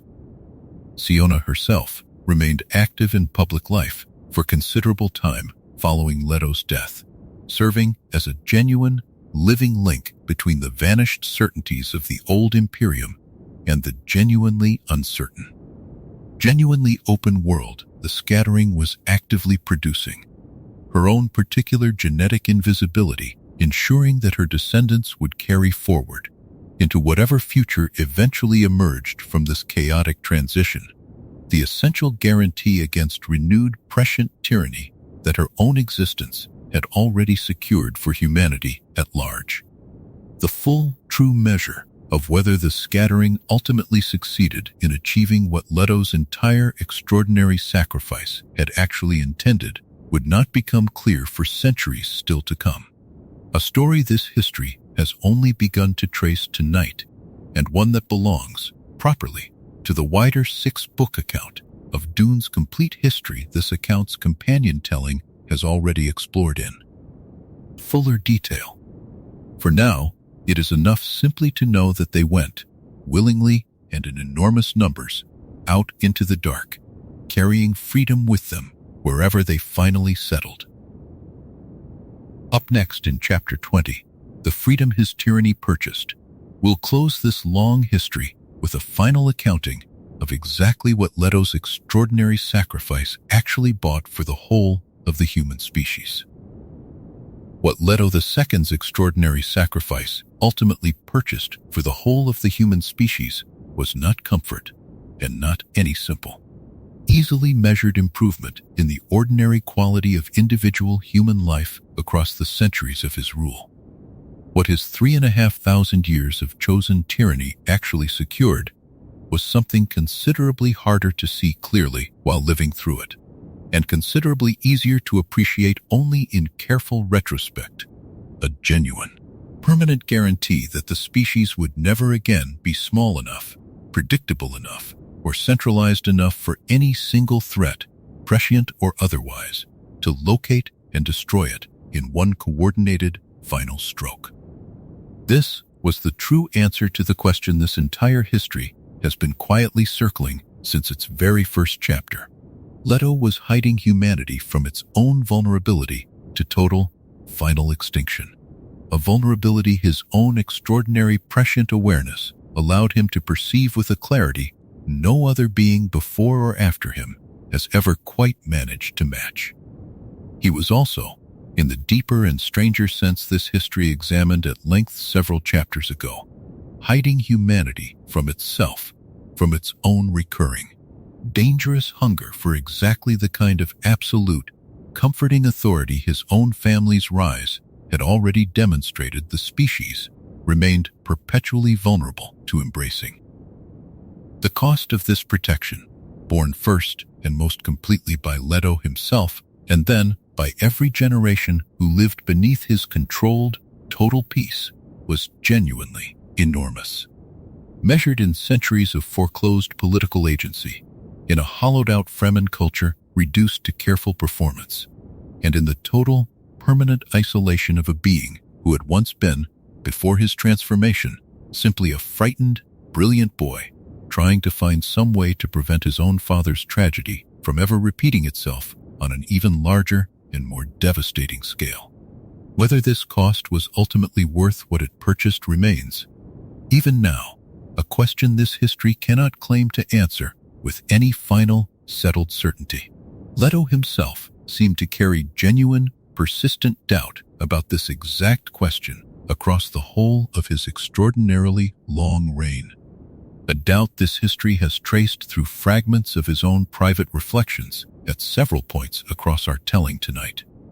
What can be said with somewhat greater confidence is that he believed, with the full weight of his own considerable and hard-won prescient calculation, that the alternative, an uncontrolled continuation of exactly the kind of prescient vulnerability his father's own more limited reign had already begun to demonstrate, represented a considerably worse fate still, one he judged worth preventing regardless of what it ultimately cost him personally to actually prevent it. Consider, in these final quiet moments, the particular shape of what this long history has actually traced tonight, not a villain and not a simple hero, but a being who chose, with full and complete awareness of everything it would cost him, to become something no longer fully human, in service of a danger only he could see clearly enough to spend his entire extraordinary existence guarding, everyone else against. There is a particular kind of courage in this choice that resists easy categorization, a sacrifice offered not for immediate gratitude or immediate recognition, since Leto understood perfectly well that most of his own subjects would spend their entire lives resenting the very tyranny that was quietly, patiently working to save them. What remains, after 3,500 years and the long, difficult telling of everything they contained, is simply this: a species scattered now safely beyond any single threat's reach, carrying forward, whether it fully understands this inheritance or not, the considerable and quietly given gift of one transformed being's willingness to become something monstrous, and something lonely, and something permanently apart from everything he had once loved, so that everyone else might eventually, safely, be free. Consider, in these final quiet moments, how strange it is that the clearest lesson of Leto's entire extraordinary life may simply be this: that genuine protection sometimes looks nothing like comfort, and that the people willing to give the most are rarely the ones who receive gratitude for it in their own lifetime. Leto never expected to be thanked. He expected and accepted in advance to be remembered as a tyrant by nearly everyone who lived under his rule, understanding that the true measure of his sacrifice would only become visible centuries after his own transformed body had already dissolved into the water that finally claimed him. That kind of patience, extended across a timescale longer than most civilizations managed to survive at all, remains, even now, difficult to fully comprehend from within the boundaries of any single ordinary human life. What this long history leaves us with, in the end, is not a simple moral to carry away, but a question worth sitting with quietly as sleep finally begins to arrive. How much of what protects us, in any life, in any age, ever announces itself clearly as protection while it is actually happening? Leto's own answer, offered across 3,500 years of patient, lonely work, suggests that the most important kinds of care are often the ones that look, from the inside of the moment, indistinguishable from loss. Let that thought settle now, slow and unhurried, the way every true thing eventually settles once there is nothing left to rush toward. Somewhere, still, in the quiet architecture of a story that spans thousands of years, a boy who chose to stop being human is finally, permanently at rest, and everything he once carried alone has become, simply, history now, safe enough at last to be told softly, at the edge of sleep, to anyone still listening. Rest now. There is nothing left of that long, difficult burden that belongs to you, and nothing in this old, patient story that was ever asking anything of you at all. Sleep now, quietly, safely, at last, and let the whole of this very long, very patient story finally drift gently, completely away. And so we come, softly, to the end of the story, though the true shape of what Leto II gave up is far too large to hold completely in any single telling. Tonight, we traced the fear he inherited from his father, and the choice no one else in the whole of the Imperium could have made in his place. We watched him become the worm and lose, one quiet piece at a time, the last of his human face. We lived through 3,000 years shaped by a single, unbroken will, and a peace that asked everything of everyone who lived inside it. We named the true danger of a species that could be found and therefore ended, and counted the real cost of seeing too far into the future. We walked among the fish speakers and the faith he built to hold his empire together, and beside the many Duncan Idahos who never stopped asking him why. We watched him breed, patiently, and across generations, the one person who could finally move beyond his own sight. We met Siona in her blind spot and remembered the lesson his own father's jihad had already taught him once before. We considered how he hid humanity from itself and grieved, quietly, for the Museum Fremen and the living culture that became, under his rule, something closer to a performance. We sat with his loneliness, chosen and total, and followed him to the bridge and to the water that finally ended him. We heard what he told Siona in his final hour and understood, at last, the scattering his death made necessary and the freedom his long strange tyranny ultimately purchased. There is nothing left now that you must carry. Let each of these old, heavy years sink away from you, down through still dark water, growing fainter and fainter until only calm remains. You are safe. You are whole. None of this can touch you, and nothing here asks anything of you. Let your breathing slow, and let the last of the day dissolve like mist over a quiet lake.